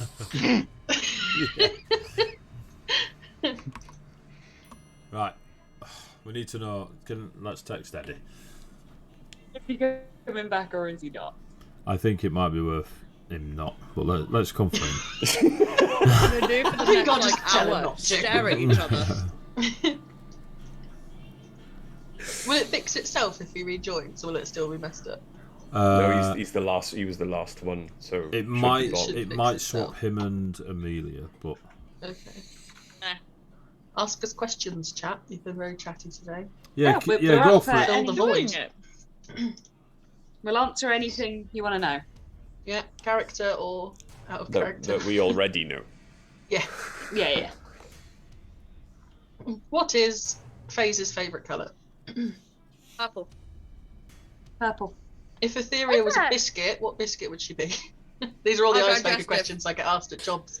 Hey. I think a pink wafer. Pink I think wafer. it'd be a pink wafer. Yeah, I Wafer. can totally see that. Althea would definitely be a Ginger. Jaffa cake. No, Jaffa cake, I feel. Oh What wait, is we have a the question. Oh, Question Go one. on, call it out. What is one of the most memorable moments, however small, you have had with your current character in the current go session? Bjorn. No, it's not mine. I think anytime I think memorable moment, I think of a memorable moment for Rhea, and it's Man About a Dog. Birds and the bees. Gotta be. The Birds and the Bees episode. Kick in the bin. Jesus Christ. Ducks and Well, ponchos. you were there, so it was with Yeah, your current character. was very so you can say memorable. about how that made your character feel. Kick in the bin. I thought it was Kick hilarious. in the but- bin. It was Yeah. wonderful. Or Thanks, guys. You're gonna make me blush. the hammering. The hammering, yeah. I Bjorn liked- playing roulette and nearly getting murdered, yeah. I yeah, liked that, I Althea think. Right down. Althea was the only one to witness an attempted assassination on Tony's old character, which is the Fairy Queen. And she just raced across a bar, pushed loads of people over, and dove through a portal behind the bar Pretty cool without moment. anyone noticing. Theria's misty step drawing the sword attack anime nonsense. That was big ass. Full This is just for AD. The rat beating itself to death. That was vile. Bjorn Oh, that's vile. pacing himself as well. Bjorn pacing himself. It is Paced okay. myself. I will pace myself. No, I've paced myself. I've paced myself. Oh, I've paced myself. Can we see the clips? Because some of the clips are great. Where AZ's just like fucked a wasp once. What? Oh, Birds I'm and the gonna, Bees? I'm gonna have to do it. I'm gonna have to look at the clips now. Right, so Just Eddie's post them to Eddie's chat. gonna try and come back. If Okay. he So we're goes just gonna play again, like this for a if he while. goes again, then it's done. But you Staying carry. away. Yeah. Right, where are the clips? Hold on. Fucked a wasp once. You just looked at What? No. Have you seen that Clips. clip with Johnny Vegas wait, hold where on. he sat at his talk show and he just goes, "Once had a wank over a nun," and it's It's just moments Yeah, like that. it's just where like just Is he on the completely last leg? deadpan. Yeah. I think it's the last leg. He's doing like weird confessions. yeah. We have too many. It's Oh, like there's a God. clip We here. have can't a do lot of weird clips. confessions on this channel. Ah, Jesus. Hold on. Let's have a look. My favourite moment for FaZe is anytime she is a bit of a psychopath. Anytime Walking the up, whole party take a step back from the healer. Like, Yeah. walking up the hill, trying to drag her back. Yeah. I was. That was a cool moment. I loved Althea's moment in that though. Like setting off as a bomb in the mental middle of the town breakdown. square. Yeah. Thankfully, I can only do that once per long rest. So. Probably best. Yeah, me too. I can't do my creepy eyes again until we've actually gone to fucking sleep, Oh, which it's we never like do. Session 9 of this day, isn't it? We're still not Something like- anywhere near the longest day for Tuesday, lot. I can't even do my creepy eyes. Wait, Like- quick question. Yeah. Why did you clip something called sneak noises? I don't know. What does it say? I probably had a reason. Eddie! It says snake noises. Hey, Eddie! But I think it's probably It's all someone fixed. making a ridiculous noise. Right. Oh, is it the Sneaking. first time I turned into a snake and I went hiss hiss bitch? I can't remember. Listen to it. I'm not sure. I can't. It's too quiet and you're all too loud. Oh, okay. Wow. Well, let's go with the game because we got a bard and we need to keep him for an hour and 20 Hey, minutes. right, come on. Okay, okay. Hope Don't, that- don't give Eddie credit for fixing it, Mel. Like, he has I not. just sat here. But I'll take it. I'll take it. So, something were happening. I turned Some healing. the You turned your Eldritch eyes Sight on. Etheria healed you some more. Velk exploded. Alright, with you. Yep. Turning your eyes on and seeing the food immediately in front of you, or at least up to 30 feet, seems okay. Other than what you know to be magical around yourself, all is well, allegedly. John, how Yes? close could you get to Latonius's table to see what she's eating? I do not know if you have noticed, but I think I play the drunken fool quite well. I think I can probably get quite close to the table. Which way is she facing? The food. Is that away from us? Currently, like she's down in the market square. You're up a hill. Like you Yeah. can almost cliff edge look down. Like it's a bit of a slope, Yeah. but her back is to the villa. Like she is Right. very, very focused on the massive meat and veggies and stuff in front of her. We might be able to get quite close. She's kind of distracted and facing away from us. Go then. I mean, the town's rammed. Like it's not. Yeah. It's not I'm like you're gonna sneaking grab- up on her in a warehouse. Like there's a festival going on. Yeah. I am going to grab the nearest drink I can then, because as you said, it's all free. And I'm going to take a wander. Cool. Where are you wandering? Like you're Towards- wandering's great. Towards the centre of everything, so I can get closer and closer to Glutonius's table. Okay, Etheria Affairs. What are you doing? I'm following Bjorn, but at a distance, just trying to keep him in sight line without walking into anyone. Okay. Etheria, Similar, sticking with hers, hanging back, but give me a Trying to perception see. check. Etheria. Affairs you're concentrating on beyond. why am I me? Get somebody else to roll your dice, Tony. I know, I'm going to take that reroll. Off. I see. Is this why you play computer games? I think it is. Yeah. That would be a 4. 4. Yeah, my second roll was in that one. Glad I wrote all these pages of plot for you. Anyway, moving on with your life.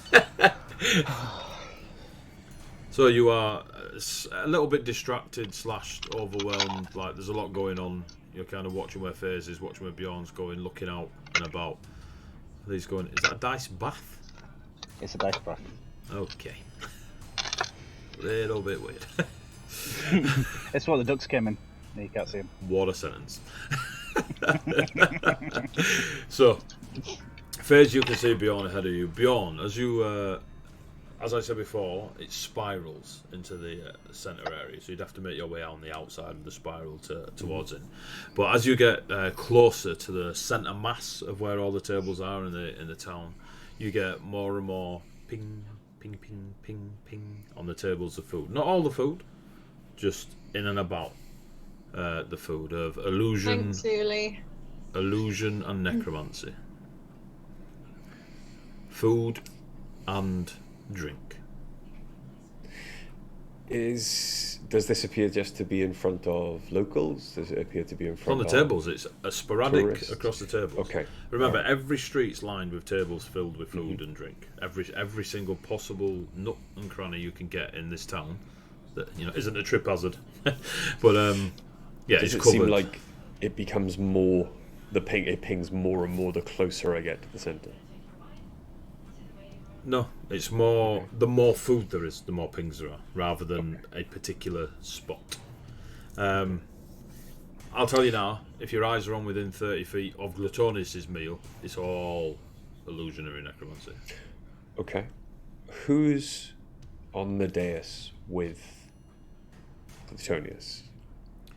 A long-eared elf with auburn hair in a red, orange, yellow summer kimono, enjoying a wonderful meal with Glutonus at the table.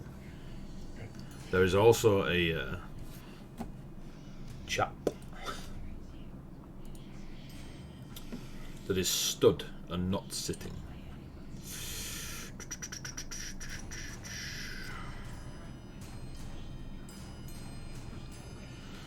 You see someone who definitely takes care of their physicality, functionally, not aesthetically. They are covered, and I mean covered in scars. They are topless, and you can see every muscle, and every muscle bears several scars. They are wearing a silver face mask, similar to what you may have seen travelling down from Viconia through like Heroes Rome. When you get to Cruel, they'll have dances and such where something like masked balls and stuff like this. It's not necessarily a big, like, epic noble ball, but folk do enjoy a bit of a dance, and there are masked festivals and such that you'll easily have taken part in or witnessed and such on your travels to get all the way to Etoria. The silver mask is one that just covers the eyes and the nose and the cheeks, but like is it a domino mask? You know, who was that mask man? Hi-ho, silver, hooray! But the jawline is again chiseled. This person does nothing but physical activity. Again, covered in scars. They are tapered to the waist, broad in shoulder. They have two short swords, one at their hip, and a loose pair of trousers that kind of just, as they move, there are slits in them, and you can see the thighs and calves again covered in scars. They are definitely restless. They don't stand still, and their hands are constantly gripping, and I mean white knuckle gripping, the handles of their short swords. Their hair is tied back and is jet black, but it is long and tied back. It would easily drop to their lower back if untied. I'm going to assume this is Rathian. You can assume what you want. Okay. Looking around then, taking a moment for my own ends, the entertainers that I see around, any one of them alive? Orcish dancing girl with a pair of wings? Give me a perception check. Okay. Oh, nice. Perception +2. That's 18. No one fits that description. All the dancers are of very basic, flowy, like none of it is wrapped and held tight, like the tunics and trousers of Etoria. And they seem to be just to enhance the movement of dance that you see these people doing. And there are a couple of drummers that are hitting large drums to give it a more steadier beat rather than the bouncy music that was a moment or two ago. Okay. I will turn back then in my drunkenness and make my way back to FaZe and Etheria. Cool. Give me a performance check. Charisma casters away. Performance. Oh yeah. Nice. 24.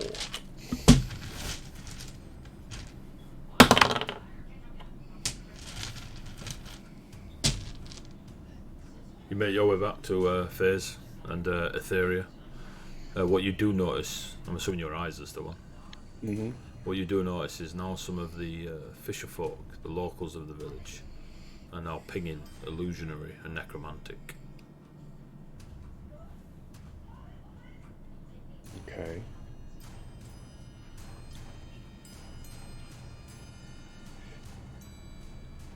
The fisher folk that are pinging, they don't look like the ones, or at least one of the ones we met earlier, do they? The ones Maybe. from the marble. I mean, the fisher folk here are a mixture of, I say human, but of human-looking and the Neralife sea giants. But there are so in this town right now, you've got everyone coming up from Buxy Bay. So you've got Goliaths, dwarfs, elves, dragonborn, humans, halflings, gnomes, etc. There is a plethora of people here. Those that are very clearly local to Atoria. Some you might recognise from one of the two marbles, or just down on the pier when you were chopping people up and moving around, or just being here for, the last 5 minutes that you've been here. But a few of them do look like you recognise. I swear they were having a drink last time we were in there and stuff, but they don't seem to be changing their behaviour. They're just ramming as much food in as they can and drinking as much as they can. Are they eating from items of food and drink that are pinging as well on the table? So your pinging is area rather than that piece of kebab meat. Okay. Do I think I'm trained in Arcana. Do I think the magic can be transferred from the food to the person, and that would show up as the same thing? Give me an Arcana check.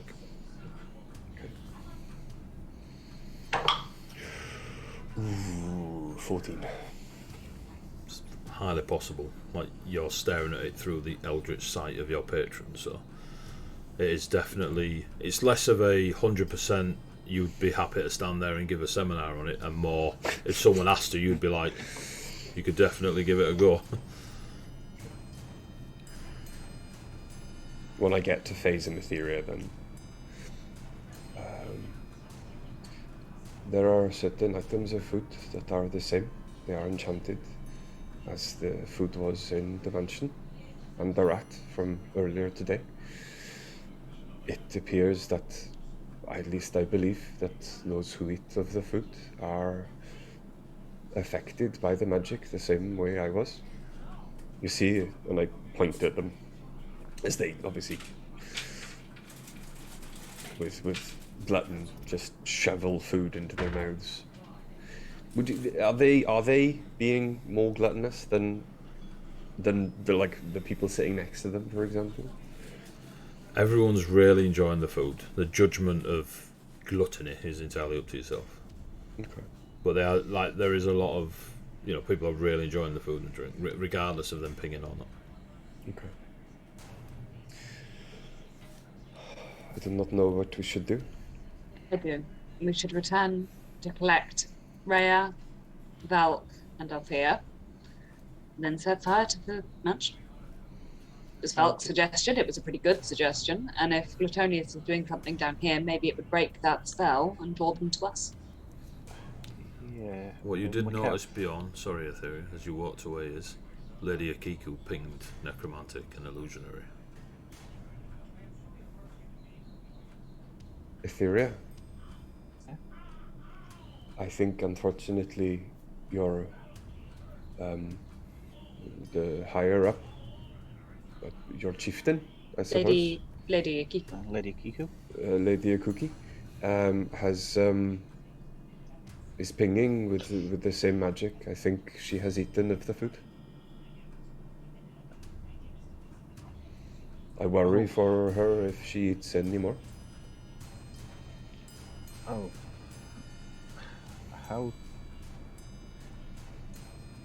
How do we stop it?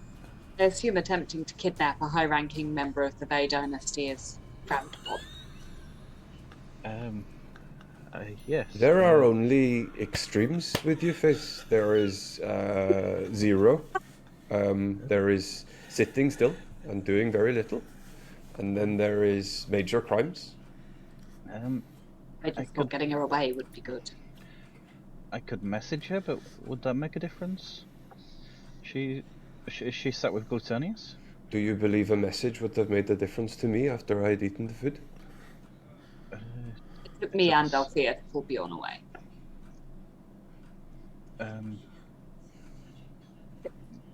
Gabriel, Yes. could we find Gabriel? Which one was trust Gabriel? Gabriel? The ugly elf guy? Well, he was kind of the overall. Well, somebody feels threatened. But he was pretty cute, Bjorn, actually.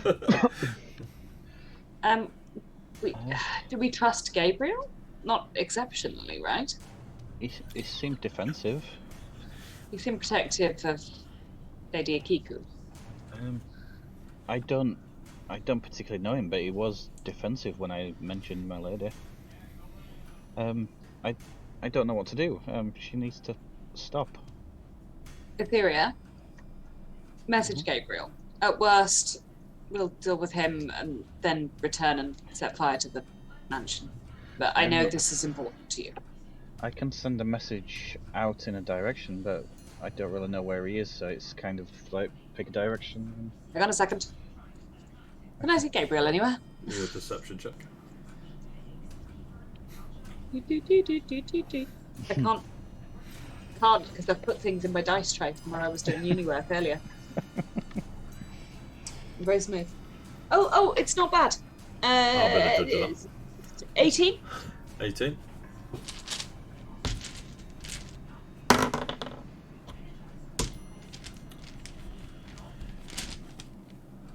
You see one of the Neroliath, the sea giants, holding a kimono of nightshade blue, far too small for them. But you don't see Gabriel. They're just examining it in their hands, they're just holding it. They're about 50, 40 feet from you, maybe. I'll go over to the Neroliath. They're just chewing on a kebab. I can't wait to go to Toria. Excuse me. Yeah? Hey, where did you get that piece of clothing? I'm looking for something similar. I think it would suit me. Well, Trying. I mean, I can't. I think I was given it. I don't know, but it is nice. It definitely ain't gonna fit me. I was just gonna wipe my mouth on it when I finished eating this. Do you want a bit? And just holds out the kebab to you. Is this Neroliath pinging? Oh yeah. Definitely don't want any. Not really hungry, but I would take that kimono from you. Yeah, if you're only gonna wipe your mouth on it. Yeah. It just gives you the go on and just. Look, now you've got two hands to eat. Thank you. Give me a perception check first. Okay. 13. It's alright. What you first thought may have been sauce on the kebab is actually the blood from the bite marks on the Neroliath's fingers as he cares not while he chews down on the lamb. Oh, God. Should have screenshot that. Thank you. Just waves, flings sauce. Okay, I'll go back to Bjorn and Etheria and go, well, I found Gabriel's clothes, which is interesting, but that Neroliath's eating his own fingers. Etheria? Yes. Perhaps you could message people we actually know the whereabouts of? Call our friends from the mansion? It's only got a range of 120 feet. We'll have to get a lot closer. Let's go back up and deal with that first, because if we can stop everyone eating Gluttonius's food, then we also stop Lady Akiku eating Gluttonius's food, ideally before she eats her own fingers. Yes. Yeah. Or anyone else's. 1 second. I will I'm stay gonna here. Are you sure? Someone needs to keep an eye on Gluttonius. Don't eat anything, please. Apparently 3 times is the charm. Much like roulette. And I have been affected. Yes, so I will not eat any of the food. Right. Yes, 1 second. Before we go, I'm going to point in the general direction of the narrow life, and I'm going to hope and just call Gabriel either in message. It's 120 feet. Doesn't need direct line of sight. Do you want me to read it? Yep. Point your finger towards a creature within range and whisper a message. So I'm hoping is in that direction and is in range. It's 120 feet. You can cast this spell through solid objects if you are familiar with the target and know it is beyond the barrier. Knowing it's beyond the barrier is a bit wishy-washy. So what do you say? Gabriel, are you there? Who wants to know? I cast again. It's Opharia. I'm worried about Lady Akiku. Winter Rose. Yeah. As am I. Save yours, I'll save mine.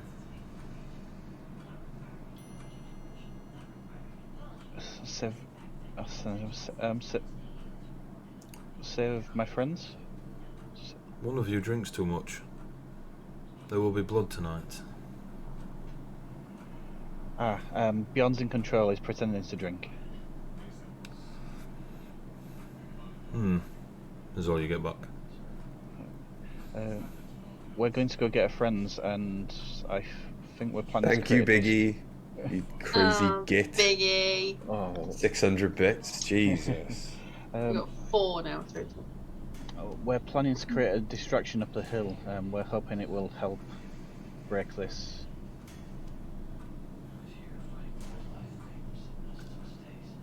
You save yours, I'll save mine. One of you drinks far too much. I'll send one last message. Good luck. You get nothing back. Yeah. Gabriel's aware. He wants us to save our own, and he's going to deal with Lady. Right. Right. Then let's head back to the villa, get our friends, and cause a distraction that might break at least some people away from this feast before they all end up eating each other's fingers as sauce on their kebabs. Still think I should stay here and keep an eye on Glutonius? I don't think she's moving anywhere beyond. No, I think we need to stick together. I think Gabriel's keeping an eye down here. He seems well beyond me. No, I don't trust him at all, but I do think it's better for all of us to stick together, and because if somebody does come up to the villa to investigate, then it might take all of us, particularly if it's Mr. Gladiator over there, to beat him down. Etheria will take him. We're all hurt at the moment as well. We're all what? Hurt. Fine, Oh, yeah. Althea will take him. Beyond, If give he me is a poisoned on half it once. Beyond, give me a perception check. I love how your confidence in your friends is so high that you just go round them. Perception, 19. Cool. The smell of food near you is beautiful. Not pulling you towards it to eat, but the scent. It is. I mean, you can see the necromantic illusionary like mingled in with it. But even you, like, quite impressive with the what they managed to cook up. Huh. You sniff your shirt as well, Can I see a change in him? and you can smell. No, you just he's smelling his shirt. Yeah. It's the smell of food on me. Yeah. More an ale-y smell, but yeah. Good. We should go. We could Yes. go. Yeah. Come on, Bjorn. And it's worth reminding you, what's on your shirt is dead things. Come on. You're right. I need the shower. Oh, yeah. That's really not where I was going with that, but yes, you do. And I'll start walking back up the hill to the villa. I'm not going to be particularly stealthy, and I'm not expecting the other two to either, because if we get seen by Glutonius, then surely that just draws them away from the thing anyway, so. I'm going to put the drink down, sadly. Not that I've drunk any of it. All I want is to have a drink without imminent danger of being banished or enchanted to kill myself. We'll go to a pub after this. A tavern. That's the word I'm looking for. Yeah, Pub I works. think It is a date. away from this town. It's a nice tavern. Where they serve tea for Etheria. Personally, right now, I'd rather have Uzo. I'll look down the hill to where I think Lady Akiku is one last time, then run after them if they're moving. Oh, yes. So you're heading back up to the villa. Mm-hmm. Althea, you just appeared. Velk, Rhea, you're eyeballing each other. Poof. Althea So- returns. As Althea arrives, I'll look at Rhea and be like, Rhea considers her luck and how next time hesitation might get her friend killed. Hero land on the bed, like, just looking at her hands after she's touched all the. Yeah. You're on mute. We're literally. No, I'm not. Am I? You're not anymore. No, you're not. Okay. It's just winding you up, I think. Don't start. Hesitation. You were literally stood next to the desk and yet wanted me to go and do it. If anyone hesitated, it was you, the person that can write. Althea's just gonna look at them both arguing, like having disappeared back on the bed. Like, what are you arguing about? Hi, by the way. Where did you go? Like, can you turn invisible as well? No, I didn't know you could do that. I went to the celestial realm, and she just holds out the necklace and the acorn, the stone acorn in her hands. This necklace was on the pillow of the bed. Just so you know, Althea, the purple stone is no longer on the necklace. The stone acorn is. Okay. And your eyes no longer hold purple in them. Okay. So yeah, so her eyes are normal, golden colour. But yeah, so she holds up the necklace and says, "This necklace and this acorn," and she looks and she's like, "Huh. Well, when I first saw the necklace, it was on the pillow of this bed that she's still standing on. It was down there, and it was like it was all purple. It was like the necklaces that we found ourselves wearing when we first met. And I touched it, found myself in the celestial plane, spoke to a guy with wings, who was the groundskeeper of the celestial plane. Had a bit of back and forth about some stuff. I'm sure we'll go into later. But the stone squirrels gave me this stone acorn. Did you kill any? Before I learned that they're good. Like, they are the keepers of the celestial blooded. I told you they were fine. I'm not gonna talk about it now, Rhea. But you didn't murder any. You didn't choke any out. No. Because they made it stone. I like them. This stone acorn, wasn't in the necklace. This has happened since, this happened on my way back to this plane. This was a necklace and an acorn, and they were separate. And now this necklace is an acorn necklace. I love my job. In her pocket. What happened with you guys? How long have I been gone? I don't know. About 15 minutes. Velk said you went quiet. I didn't notice. Fair enough. So you guys have just come up. You were downstairs and you come upstairs. Yeah. It smelled No, it downstairs. can't have been long then. Did you find anything downstairs? What's going on? Uh, you been up here anymore? found a ring. And this bow that is cold. I mean, I literally the came bow up and here arrow are and quite clear, but yeah.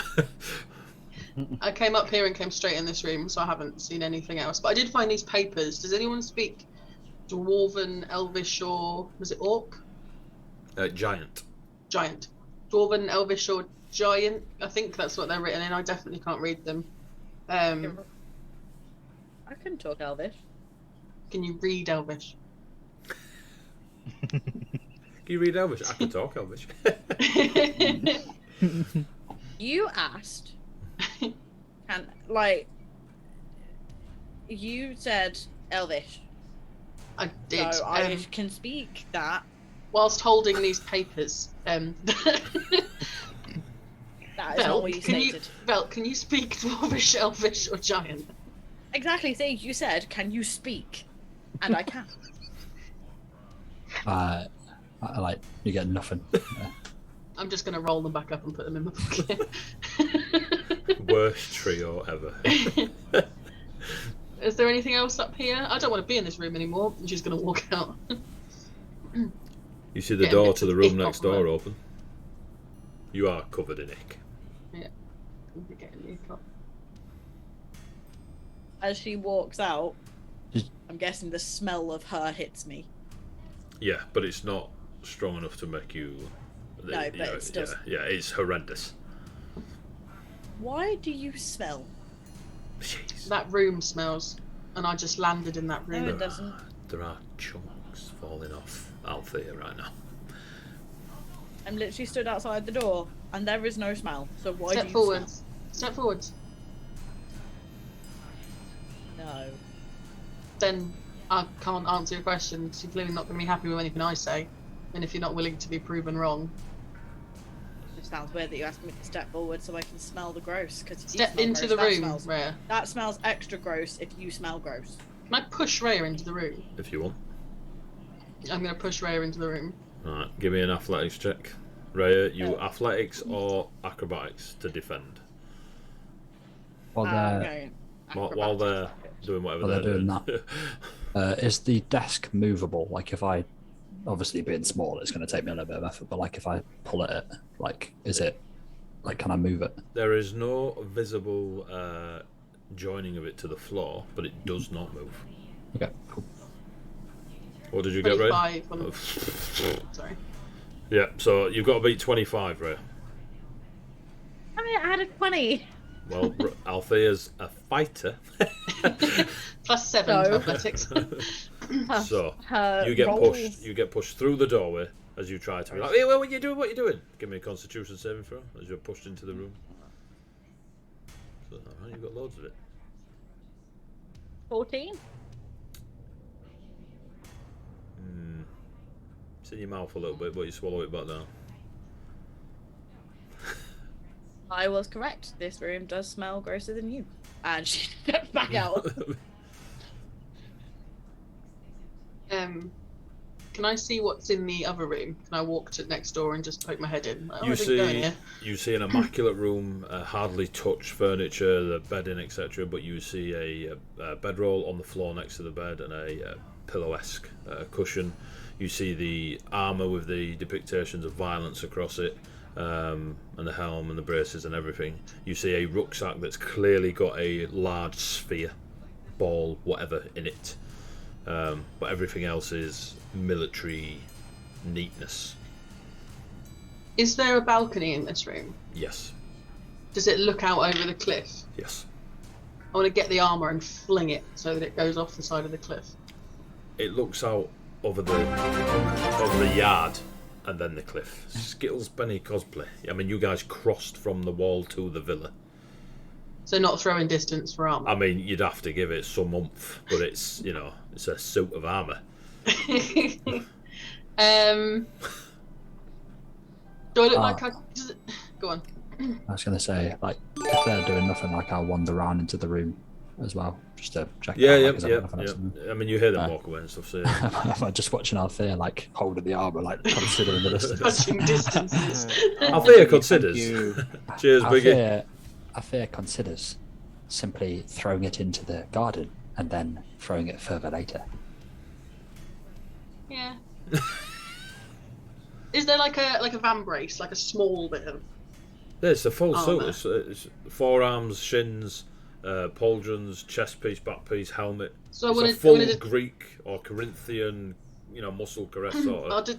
detach one of the gladiator arm. vambraces. So it's a small piece. And I'm going to try and launch it as far as I can out the window. Give me an athletics. So check. it's a small bit. Sorry, Ed. Sorry. I tried, man. I tried. Isn't that 20? 27? Cool.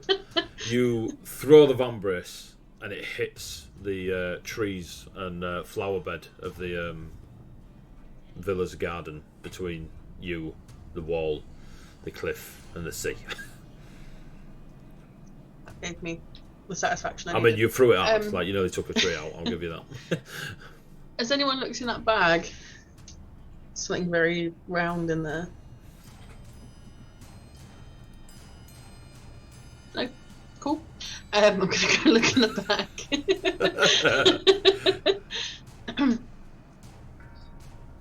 So, opening the bag, there is nothing on the outside, on the outer pockets.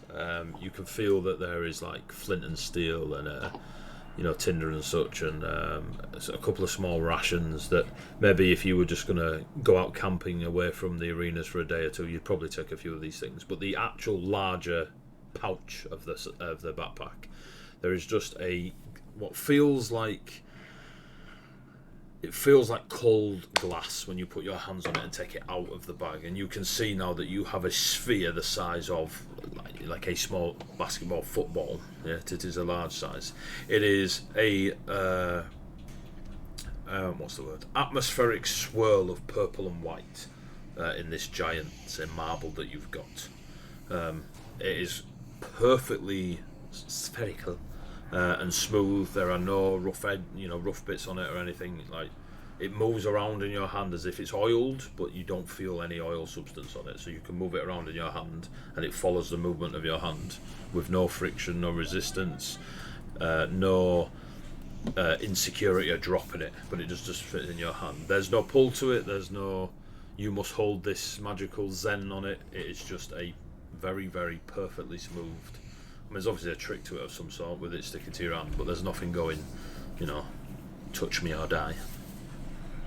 Just gonna thank Biggie, your menace, gifted 5 subs in there. Can we? Is that like? So I look in the bag. Can you see the bottom of the bag at all? Like, is there anything else in it? Yeah. There's nothing else in it. Nope. Just on the outsides, the little outer pockets, there's smaller bits that you would take adventuring with you, but the actual main sack of the bag just had this purple silver marble in it.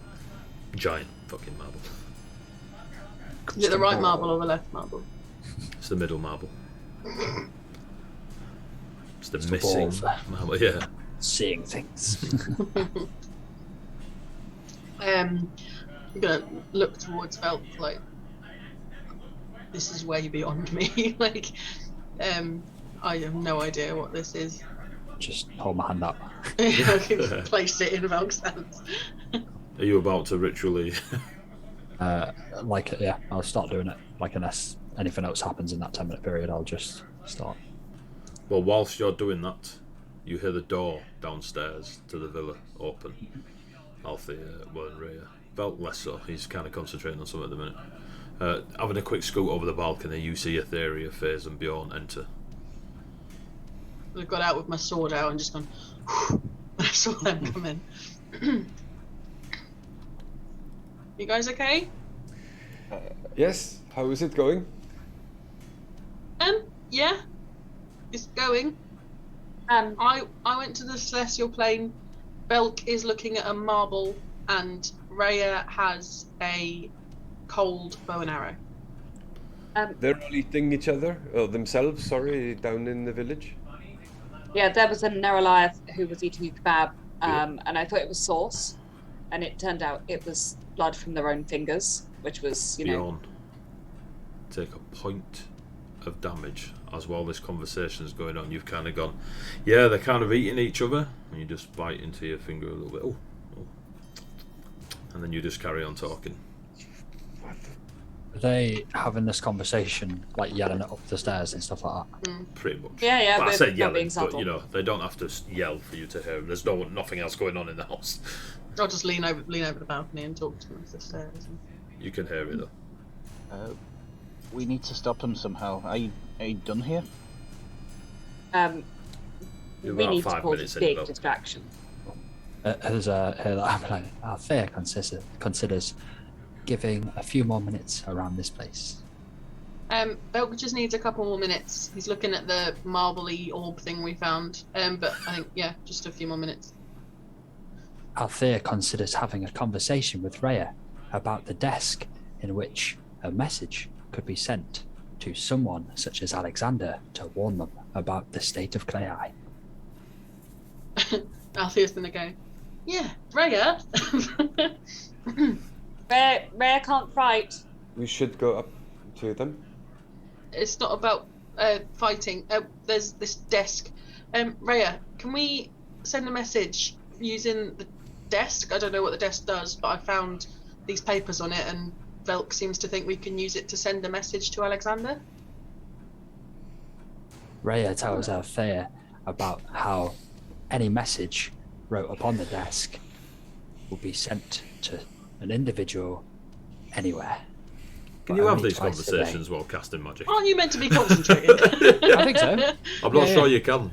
You know? I think you can be if your ritual gets interrupted, i.e., you have a conversation with someone. I mean, we'll let it go, but I might be wrong, mate. I might be wrong, but I have no idea. Why would you know how magic works from back? I'll just say to Rhea, like, can we use the desk? Like, how does the desk work? Velk says that it can send a message. I think that's the extent of our knowledge on the subject. Where's the desk? Up here in what I assume is Glutonius' bedroom. It's smelly. You have been warned. It's a horrible room. Yeah, you might throw up. I did. Smelling like the kitchen? Worse. That I don't know what the kitchen smelled like. Althea, Yeah. after you do this, I was thinking I would like to get some armor like yours, like a breastplate. I get hit, and quite a lot. Have you found any armor? There's a suit of armor. Fucking metarist of meta motherfuckers. There's a suit of armor in there, minus a vambrace, which I chucked out the window. It's in the garden. If it is minus a vambrace, I do not want it. Yeah, it's all enough. It belongs to Raffian. It's got some horrible depictions on it. I really wouldn't suggest wearing it. It probably means, I mean, if I studied it a bit more, I'm sure I'd be able, I'm sure it would appall me, the things that it's got on it. It'll probably mean a lot to Scimitorian people. It's gruesome. I wouldn't wear it. You could scrape it off. If you want to repaint it, if you want to spend the time, but that means It's carrying it not around painted, instead of. It's part of the metal, etched, it's yeah. etched and engraved. It's Could not. scratch it off. It's a very noticeable piece of armor. Like, a lot of people will know that is Raphion's armor, and Raffion is not well liked by a bunch of people. So I wouldn't walk around wearing his armor. So I'm pretty sure FaZe knows somebody who could repurpose it. If you want to carry it around, like I'm saying, if you want to carry around a full suit of armor, just waiting for a time to Just the breastplate. modify it. It's not like we have a bag that we could... Wouldn't it make more sense to just buy one from an armourer and buy one that isn't covered in gruesome depictions? Do you think And you FaZe could can get us me a discount. a discount? Yeah, if we're in Ravenholm, maybe. Right, we can talk about this later, I think. Where's this desk? I'm with you, Yeah, Bjorn. I'm Ethereum, with you. come and look. No, I know what he means. I mean, Yeah, it's alright. obtuse. It's alright. No. I'm gonna beckon Ethereum up the stairs. I'll go up. There's people eating. No, okay. I think Bjorn, a bit of blood in your mouth. You don't remember biting your tongue while you were talking, but it's a bit tangy, but it's definitely blood. Velk said that we can use this to warn Alexander. He might be able to, I don't know, send people, or I don't know. It was 3 days to get here. Let's stick me a head round. So, Velk, how's it work? Your ritual is now complete, mate, on the sphere. Do you want the sphere first, or do you want to talk to Etheria first? I'll respond so they have time to think. Brilliant. Etheria thinks how if they were to write a message to someone sensible like Alexander on the table, it would get to him. The message should probably include details as to what's happened here, and also warn them not to approach unless they have great caution. Magic. Yep. I'm going to run into the other room because I think we need to get this done quick. So I'm just going to run in straight to the desk. You're going to give me a Constitution saving throw?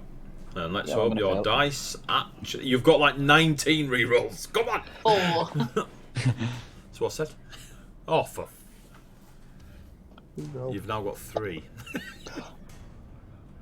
I got nat 1 and a nat 20. Cool. Finally. You don't throw up. Like you are very. I mean, you've been around it in training and such before. Yep. There are moments where it's got a bit gruesome, but you're all good, and you hold it back as you walk into the room up to the table. There is parchment there. There's a quill and ink. Yep, I'll get it. I'll start composing. I'll just write, Alexander, I'm messaging you from Clear I believe this will be with you shortly. It's the spell sending, so X amount of words. That's 26 words, isn't it? So 25. Alexander, here in Clear Eye. Glutonius here. Spell on food. Dangerous to villagers. Be cautious if approaching. Went 16 there. We're going to try and help. You're gonna what? That last Try and bit. help. Try and help. Yep. Cool. So as you write that, when you finish and you step back, the paper turns to ash. Velk, the stone you hold in your hand, or the large marble you hold in your hand, is a stone of recall. Where the hell is it? Right, there we go. It will call the person attuned to it and 6 others of their choosing to the place that is also attuned to the stone. So when this stone is, say it's not attuned to anywhere, you can pick a place, like a static location, and it attunes to the place and to a person, as an example yourself, and then you can flit around the world and return here by activating it. It can only be activated once a week, but the person who is attuned to it and location can take 6 others with them, and it works across planes. However, you don't know where it's attuned to, but it is currently attuned to a location. For it not to be, you'd have to reattune to it, or the same person, can cancel it at will. So, example, if you're attuned to it and it's attuned to cruel, and you want to change it, you just cancel that attunement to cruel. However, However, the cancelling still counts as it being used. So you'd have to cancel it, wait a week, and then reattune it. Yeah. So me and 6 other people. Cool. Yes. So can I, how to word it? Ooh, so if it was... Thanks for the raid. Gravy time. Go on, Velk. If it was used, so if I, let's say I attune to it, right? Yep. That then cancels the first attunement. I have to wait a week. If I'm attuning it to a location, what does that mean? So can I let's say if I were to attuning it to a location is essentially a freebie because you're still constrained by the other timings. Yeah. Okay. So I could cancel it now. I could in a week I could turn around and go, I want to pick this location. Yes. So at any point I can pick the location. But you have to be in the location. Yeah. So in a week's time. So if I cancel it now, in a week's time, you can attune it to a place as long as you're in the place. Yeah. And myself. Yeah. So you have to. Well, you can attune it now if you wanted to. Okay. Oh, but it uses that. Yeah. So I cancel it now. Attune it now. Because you have to be attuned to it to cancel it. In a week's time, sorry if I'm getting it, in a week's time, you can reattune. I can reattune it to the location, but does that doesn't expend the? No, the attuning to a location is a freebie. Yeah, that's cool. Cancelling it or using it is weekly, but you have to be in the location that you're attuning it to. Yeah, because it recalls you to that spot. Yeah. That's cool. All right, okay. I'll put it in the backpack. Cool. A blank piece of parchment appears on the writing desk Etheria, and Orcish scripture starts writing across it. can't read it. I'll pick it up. Shout out. Does anybody read Orcish? There's about 25 words. I can believe it's a read. reply. I can read Dorkish. I'll take it out to Bjorn and pass him the parchment. We've got another raid. What's going on? Hey! Hi, Jail Scrolls. Thank you. Thank you to the Hello. troll people as well. Thank you! What's going on? Where's my gravy raids? Can I do a gravy raid? Where's my gravy raid? Raid, gravy raid. Oh, I started putting smiley faces as well in there. That'd be right. Oh, there we go. Thank you for all the raids. These are friends of mine. They do a D&D thing on a Wednesday. Oh, nice. Nice. Thank you. Follow. Hey. I need 1,000. I want to Getting in retire. there with the links. Yeah. Spam. Don't spam. Right. Just Thanks, put it- Shardell. So, Bjorn, you've got the Orcish letter, yeah? Yes. Oh, cool.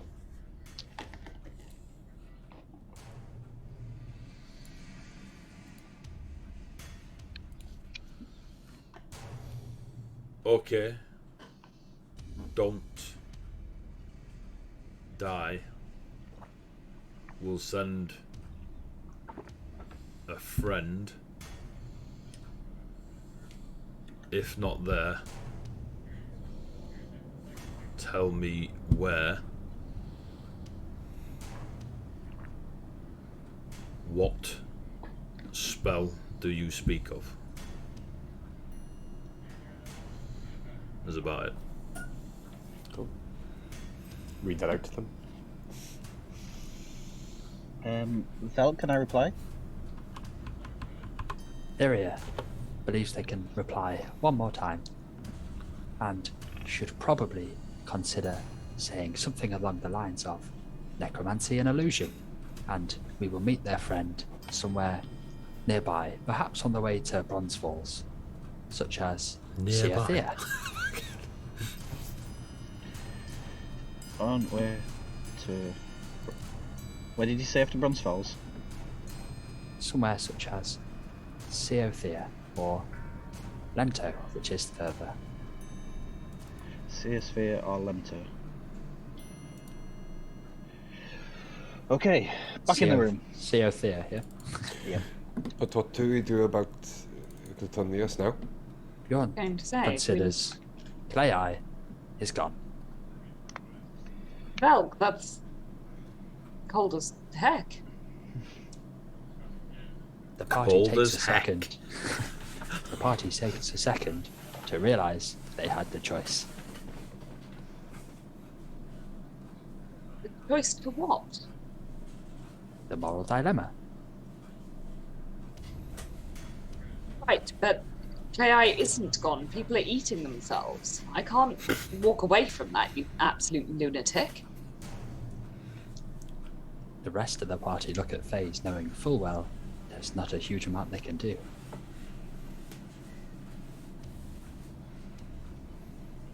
Syria. I'm in the room at the desk. There is something that we can do. I mean, I don't know much about magic, but I'm sure that this isn't gonna. Well, I hope that this isn't gonna go on forever. Like, we just need to do something to snap them out of it. Like, or get rid of. None of us can get rid of the magic. Yeah, we've got to do something. We can't just let these people sit there and die. And what? Provide more sacrifices for Plutonius's whatever. Bjorn steps in with a bit of a reality check. The party is all but spent. The forces the party is dealing with are in a far superior position. The time for distraction has gone, and now the party can but save themselves and maybe win another time.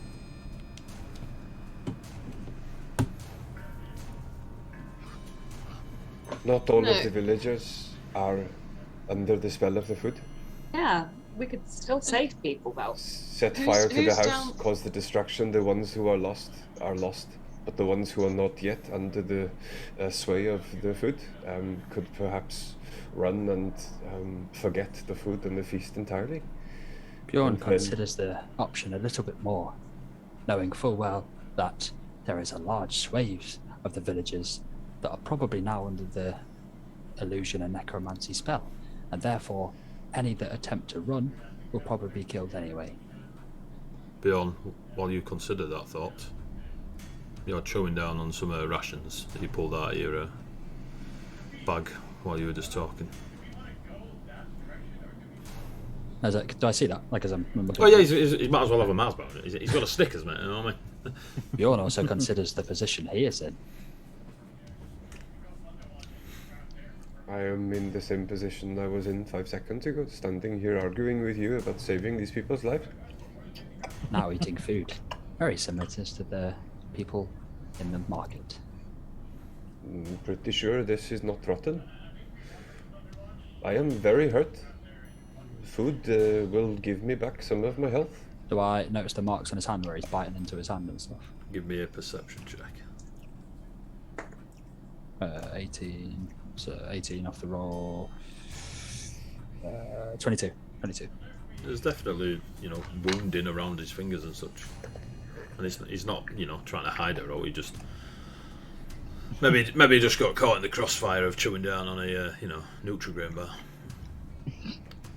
Bjorn takes a second to look at his hand, and as he does, the rest of the party follows suit.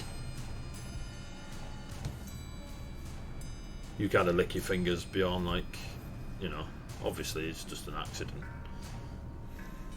It is not exactly the worst wound I have received this evening.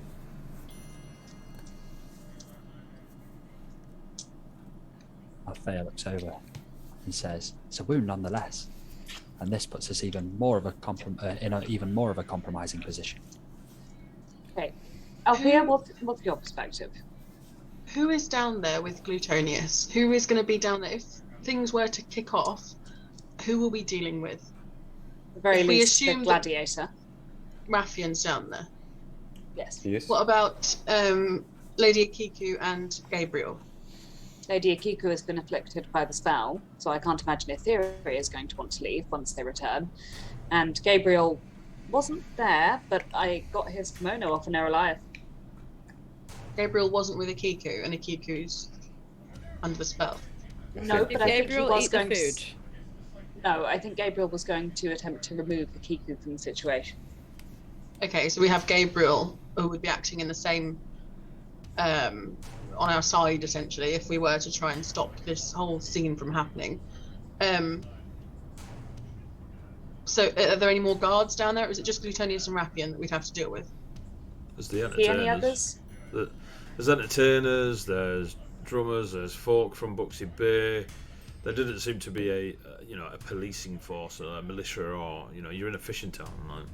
The only guards you've seen are the only guards that have been really noticed that you'd consider guards is what Velk and Ray have found, and unless they've told you, you don't know anything about them. I mean, it all depends on if the entertainers are on Glutonius' side. You see Bjorn drained his wine skin. Is it actually wine? It's exceptionally cold-blooded, Velk, to turn your back on a bunch of people who could theoretically be saved. Maybe not easily or comfortably, and Yeah, if you're saying that directly to me, there's zero expression. you don't What care. about setting a trap? What about if we've spoken about burning down the villa. What about burning down the villa with them inside it? What if we try and entice them back up here, lock them in and burn it down? Don't want to die. This We is know the we're not decision that has to be made quickly. The longer we argue, the more people eat the food. We could get them back up here. I could get them to chase me back up here. I could annoy Rathian so much that he comes up. We get in. Rathian, yes, but not Glutonius. Bjorn considers, why would anybody chase when they have won? Haven't won, Velk. Because we've got a bunch of their stuff, have we not?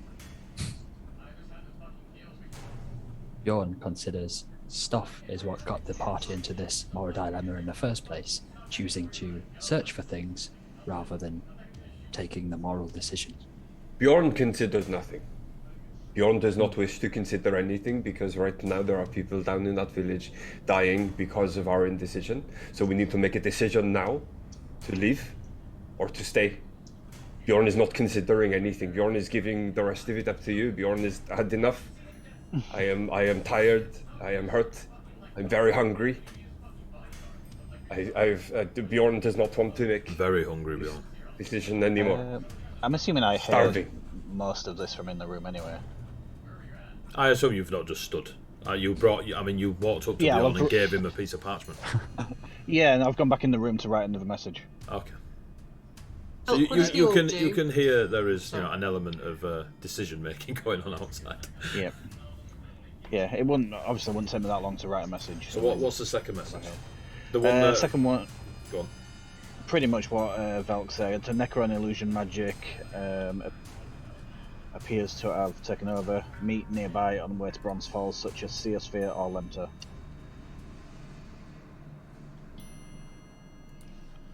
The letter that comes back onto the table is Lentor is preferred.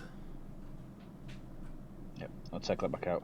And I'll say to the others, I really want to save the village. I am scared for Lady Akiku.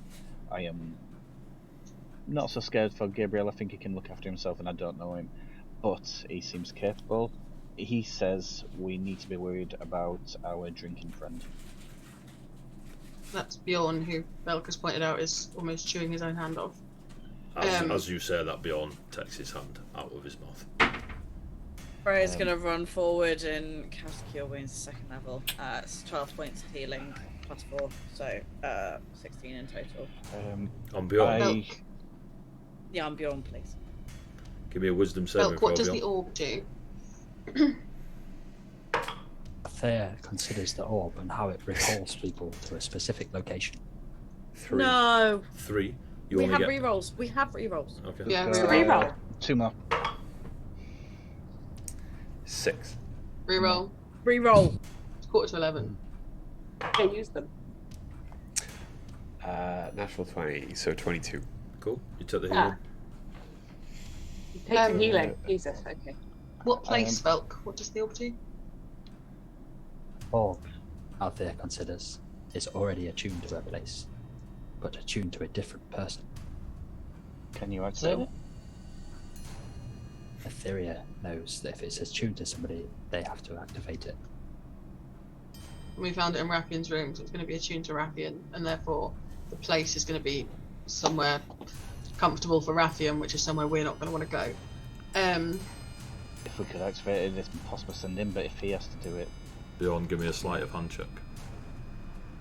Yeah, if he has, my idea was that if Velk could activate it, maybe we could go down and take Glutonius with us, if it were possible, just to get her out of it, and hopefully that might break the Nat spell for 20. everyone. But if we can't Total even of. activate it, then 22. Cool.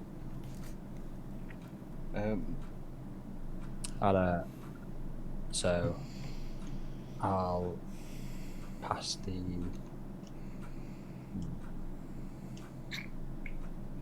I'll hold up the orb side of things, and off. No, in fact, I'll put it back. I'll go to take the orb out. I'll put it back, and I'll say. The party needs to consider a route out of the town. I was thinking we need to get Bjorn out of here. Gabriel seemed worried about him. I think we could possibly do a little of both. I don't want to run, I don't want to leave them, but I don't think we're in any position to fight. I think we could possibly burn the villa and go down the cliff.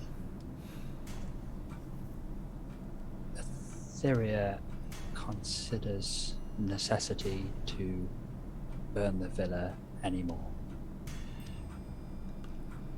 Might distract one of them.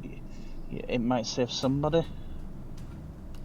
Bjorn, you managed to, in a bit of a huff and sort of just throwing your body around, you managed to reach and grab one of the charcoal dead frogs from the ground and just take a chunk out of it. You are aware that it is a frog. Mm-hmm. And Okay, you just you throw the other half on the floor, but you Do we see definitely Bjorn eat it? you do now, but you didn't see him pick it up. We have no time, we gotta go. We have got to go. We can't leave Bjorn eating everything himself. But what if he's eating himself? How long is he going to continue eating himself for? Is there an area for this to be affecting him, or is he going to continue eating himself Until we deal with Plutonius. Yeah, that's what I'm I don't saying. know. Theria considers if they were to leave the villa unscathed now, that would provide evidence for people who come and investigate the area. I do agree with that. Whereas before it was a distraction, now it is evidence. Yes. Can I just go round behind Bjorn, and I want to tie his hands behind his back? Bjorn, I'm going to tie you up.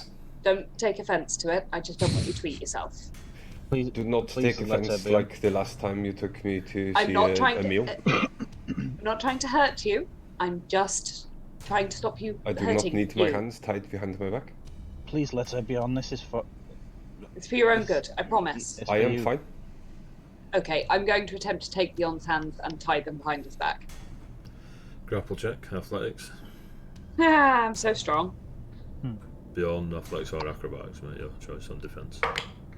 I'm assuming you're going acrobatics again. Mm-hmm. I rolled 21 and I just have a horrible feeling it's not going to be enough. Natural 20, 22. Absolute flooble dooble. So as you go to grab his arms, he just sort of just throws them up in the air with a, you know, with a no sort of reaction. We're trying. I think we should try and deal with this on the road. We gotta go. You definitely feel more hungry, Beyond. I'm gonna I will follow you, but you will not restrain me. I'm gonna start using a tin box that I have in my equipment to light a piece of like a table leg or a chair leg. You've fully decided to set fire to the house. Velk said we need to destroy evidence. No, Velk says we need to preserve evidence. Preserve evidence? What are we preserving it for? Pretty sure the evidence is now the village. I say we burn this shit down, create a distraction to try and hopefully disperse whatever the fuck's going on. Because everything was fine up until this festival, so I say fire. And that's me. I think I'm worried that the only way to stop Plutonius' influence over Bjorn is to stop Plutonius. I am not influenced. I am just... I get hungry when I am angry. Have another ration bar. Thank you. You're welcome. You take a point of damage as you chew through it. Who's on its own fucking tongue? Party considers time is now very, very short. Even your own blood tastes nice now, Beyond. Okay, we've got to get him out of here. Look, he's dribbling from the side of Going his mouth. via the cliffs at this point might be significantly more risky. Yeah, Bjorn's going to, but taking him back through the village isn't an option.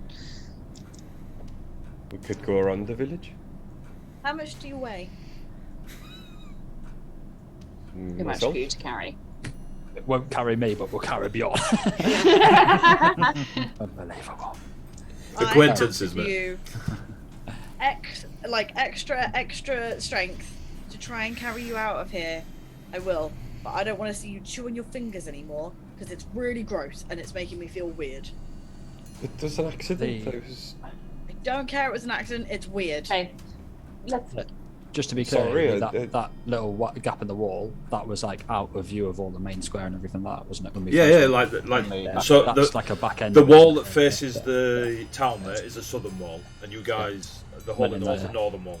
Yeah. So you've got a full villa blocking your view. So we can it's an option to go out there and then just 100%. So it's not a cliff, etc. 100%. Well, that hole in the wall leads to the cliff that Raya first talked to Gabriel on, and you came up from the bottom. But you can walk along that and just out the village. You don't have to go down the cliff like that goes further. When you get to the edge, it'd be a bit of a jump, but it's not that you can't handle. You know what I mean? You lot have never failed a dash roll in your lives. It's a little hard to picture. That makes a lot more sense. And if I'd had that in my head, I would have said, "Let's go that way." Maybe if we get him out of the area, the effects will lessen. Let's find out, because we've got to go. We can't let Bjorn kill himself. Look, Suicide by cannibalism. There is short rest. Suicide Short via rest. cannibalism No. is not okay. Yep. Come on, I start walking down the building. I can now head Yeah. to the gap Such prick. and along I'm the going to start staring beyond. Cool. Beyond, you I do are not need to be steered. all you can eat at the minute, mate. Every rat, snake, and frog on the floor you want. You are that hungry. I might need to be steered. I'm trying to steer him. I'm trying to be nice about it, but I'm going to direct him. And if he does go for anything like that, I'm going to keep pushing. Beyond is happy to be pushed, but he will reach down and grab food. Yep. Food.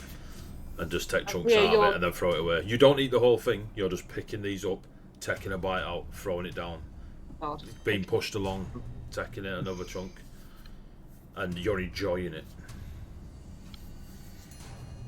Are you off out the smashed doors into the garden to To the the hole in broken the wall? wall. Yeah. You go through the hole in the wall on the other side, and you're on that 5-foot precipice. There is the sea beneath you.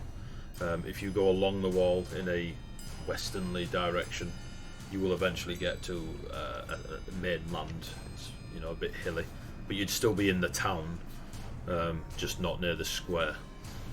Yeah. Fine, we're going to try and get out of the town, so I think we'd keep walking in that Beyond, direction. you're just now. There's no meat to a thing in between. Scooping up sand and essentially just dry mouthing yourself with this sand. You're chewing on your thumb, your forearm. Althea, can you Yeah, restrain him? I'm gonna try and restrain both of his arms behind his back. Roll a d4, Beyond.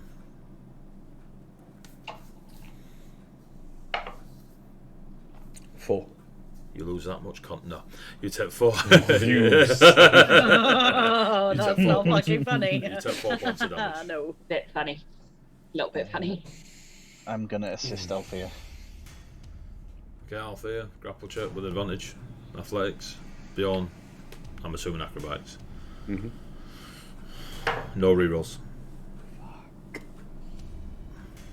24. Ooh, okay, yeah, 22. Another nat 20. Yeah. What are you doing? I got 7. Taking all yours, Etheria. Yeah. Yeah. So, with the help of Etheria, Althea and Etheria, you managed to restrain Bjorn.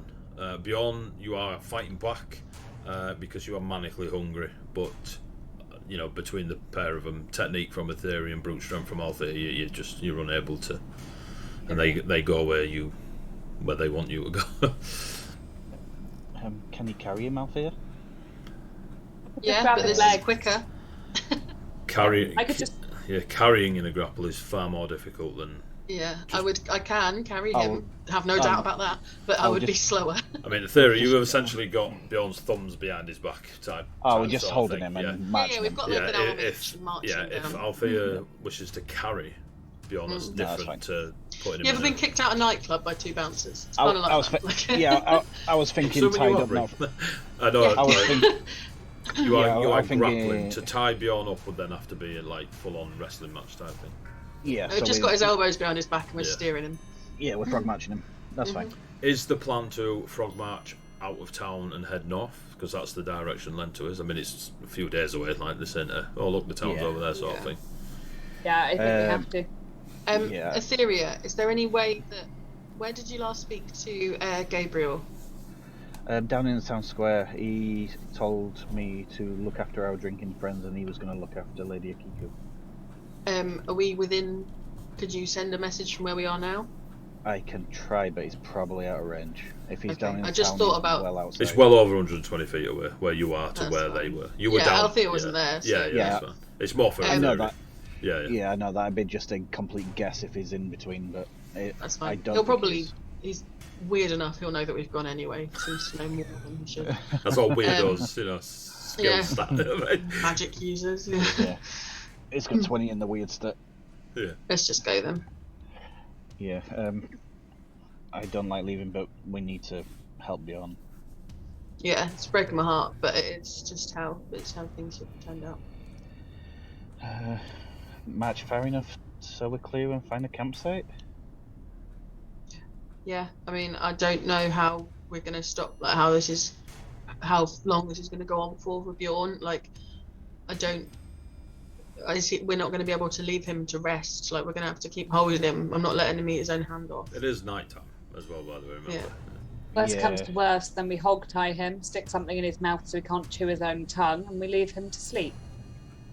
And Velk, life would be much simpler if you would say your own plans. Perhaps we could have saved those people rather than waiting for you to tell us what we were thinking. Like nothing. Those people's deaths are as much on your head as they are anyone else's. I don't care at the lack of reaction. I just need you to know it's happening because it's relevant. Oh, I know it's happening. So, as you all frog march in a northwardly direction, are you staying on the road? Are you trying to stay to the coast and just moving and trying to be all hidey? What's the plan? Are you just straight? Oh look, there's the road. I think Atori is well trod, as it were. So there are roads to most civilized places. Yeah. So I think it's a case of. I think the roads. It's a case of like speed and being Yeah, able at to least just for a while. march rather than until we can find somewhere to camp just for tonight. Okay. So as you plod, you get. There's a moment where Bjorn starts acting normal again. You've been on the road maybe 20 minutes, 25 minutes, Jeez. just keeping him there. Rhea, give me a survival or nature, whichever's your highest. Great question. His survival, I think, is a druid's wisdom. Necessarily. Oh no, definitely fucking survival. Because I think nature's intelligence based. It is. Ooh, 26. Shit. Ooh. What is your wisdom? Well, my Wisdom and survival, proficiency. I'm about to say my wisdom is a 4, and then my proficiency is like a 3 or something, a 2 or 3. It's something proficient. ridiculous, Yeah. but basically Anyway, plus 6. it's fuckloads, but yeah. Yeah, fuckloads. You are aware that you are coming up the 2-mile mark from town, and during that maybe mile and a half to 2 miles is when Bjorn started not trying to get out of He wanted Aetheri and something. Althea's grip, and was very, you've kind of just given him your own rations to like settle him a little bit.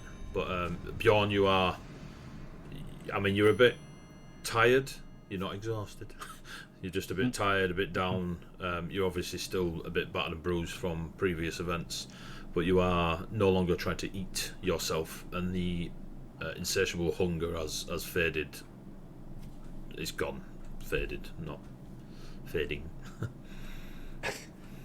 I am fine. Everyone, I think you can let me go now. Mm-hmm. He definitely relaxes in your grip. It's the first time. I mean, he's been fighting you for 25 minutes. Yeah. Rhea gets ready to use entangle just in case. Yeah, I'll on tentatively everybody. loosen my grip. Emotion for Aetherius do the same, and then if he tenses up in any way or moves quickly, I'm just going to grab him again. Okay. Bites his arm. Literally, goes for his arm. Velk, I am very sorry for shouting at you. I'm not. There's again no emotion. The smile just drops. Like, Cool. Okay. We need to rest. It is not late it's not like 2 o'clock in the morning late tonight. It's more pushing midnight late. Stars are out. Clay is noisy behind you. You can still hear the entertainment going.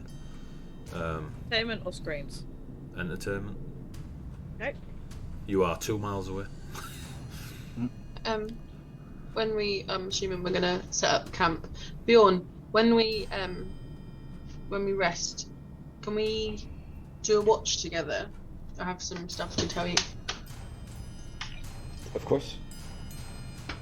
You said you had been to the Celestial Plane? Yeah. There wasn't much time to talk about it back then, obviously, but I did speak of you to the person that I spoke to, and they seem to know you and your lineage. And They knew yes, phase 2, actually. when we rest, we can speak. Perhaps now would be as good a time as any. Yeah, And you say got we should get off the road. Yeah, I Yeah. think we should move find over a bit. somewhere hidden or sheltered or better Are than there the any- middle of the road, 2 miles away from the town that was just done that. Are there any like patches of trees or brush or like rock outcroppings around that we could shelter? There is there is from here to like the next town along the coast is Seathea, and Lento is into the mountains and the forestry. I mean, you'll know it. It's quite a so Lento between here and there are enough opportunity to just camp off the road down on the beach. There are a couple of like vineyards, like wine, grape farming and stuff like this. Grape farming. But yeah, so there are places that like little copse of trees and stuff that you could definitely find. It'd be nothing that is this is a campsite, but it's definitely. I mean, the Tory is warm enough that you can pretty much sleep anywhere you want. You might get stabbed in your sleep, but We'll find like a little sheltered tree gathering then. Tree gathering? Yeah. I'll take first watch. Okay, when you're done, could you wake me and Bjorn together? We're gonna do the second watch together. Before we sleep, Rhea, you said that you had their stuff? Or someone said that you had found stuff belonging to Glatonius and their group when we were still in the house? No, I don't think it belonged to Glatonius. There were some like half-eaten like guards, and there was something left on the floor. So I found this bow. It's very cold. Be careful. I mean, she's been carrying a bow and quivers, and there's been frost all over both all this time. I have a rat skin cape draped over the top of my backpack. I mean, to be fair, Rhea and Velk, like, no one noticed, so we should have probably made more a point of it. They're covered in shit. Like, the lamb's coming all over the place. 3 things. Yeah. Velk, if you have the time before rest, I smile. perhaps you should find out more about those items.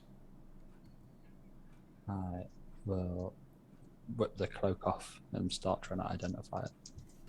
So, Right, just kind of places the bow and arrows in front of him. what do you Just do with the ring? points him to it. What do you do with the ring, Rhea? What ring? Cool. Straight up as she puts the bow down, and if she doesn't put the ring down, I'll be like, Rhea considers telling Bjorn about the copper ring. What ring? There was a ring you found. Is this Hannah going what ring or Rhea going what ring? Rhea. Come on, Alfie. No, where is the line? Yeah. So, before we discover whether Rhea is or is not nicking a ring, Velk, you discover that the rat pelt travelling cloak allows you to, once per long rest, summon a swarm of rats, as per the monster manual. It also gives you a boost to your armor class by 1. And must be attuned. The bow and arrows must be attuned, and those 20 arrows, once gone, the magic wears off, but those 20 arrows will fire for an extra 1d4 cold. Must also be attuned. But once the 20 arrows have gone, it is just a longbow and a quiver. Is it 1d4 Cold. frost? Cold. Okay, yeah. Well, yeah, you know what I mean, but it's cold. And we shall leave it there, kids. Because it's just after 11. I'm up in a few hours to lift heavy stuff. And yeah, it's been great. You did say this session might be a bit of a milestone for us? Well, Maybe, I think for 5 last of you. week. For 5 of you. Bjorn, if anything, goes down a level. For every finger eaten. Point of exhaustion. So yes, players, you do indeed. Your own hand. You do indeed level up, players. There goes level 4. Ah, finally. To Next attack. time, To attack. Next time you will see these lot of level 5s swinging more attacks and whiz-was at the plot. Right, thank you very much for the raids. Thank you for bringing your friends along at Showdale. As always, it's amazing. Thank you so much for joining in our stories. The chat's been brilliant tonight. For new folk, those that are returning, those that have been here since day dropped. It's been great. Thank you so much. Session 18 out the way. So we're going to crack off now. Tomorrow, in the same world, a couple of days apart, maybe. Who knows? The timeline is fucked up. Come and watch us play Fables Among Titans, where they are currently fighting Kelthias Ravensbane. So come and see more D&D set in the same world of Colossus. Love you all. Thank you so much. Take care of yourselves. And you lot, say goodnight, players. Night, players. See you later, folks. Bye-bye. Bye. Bye.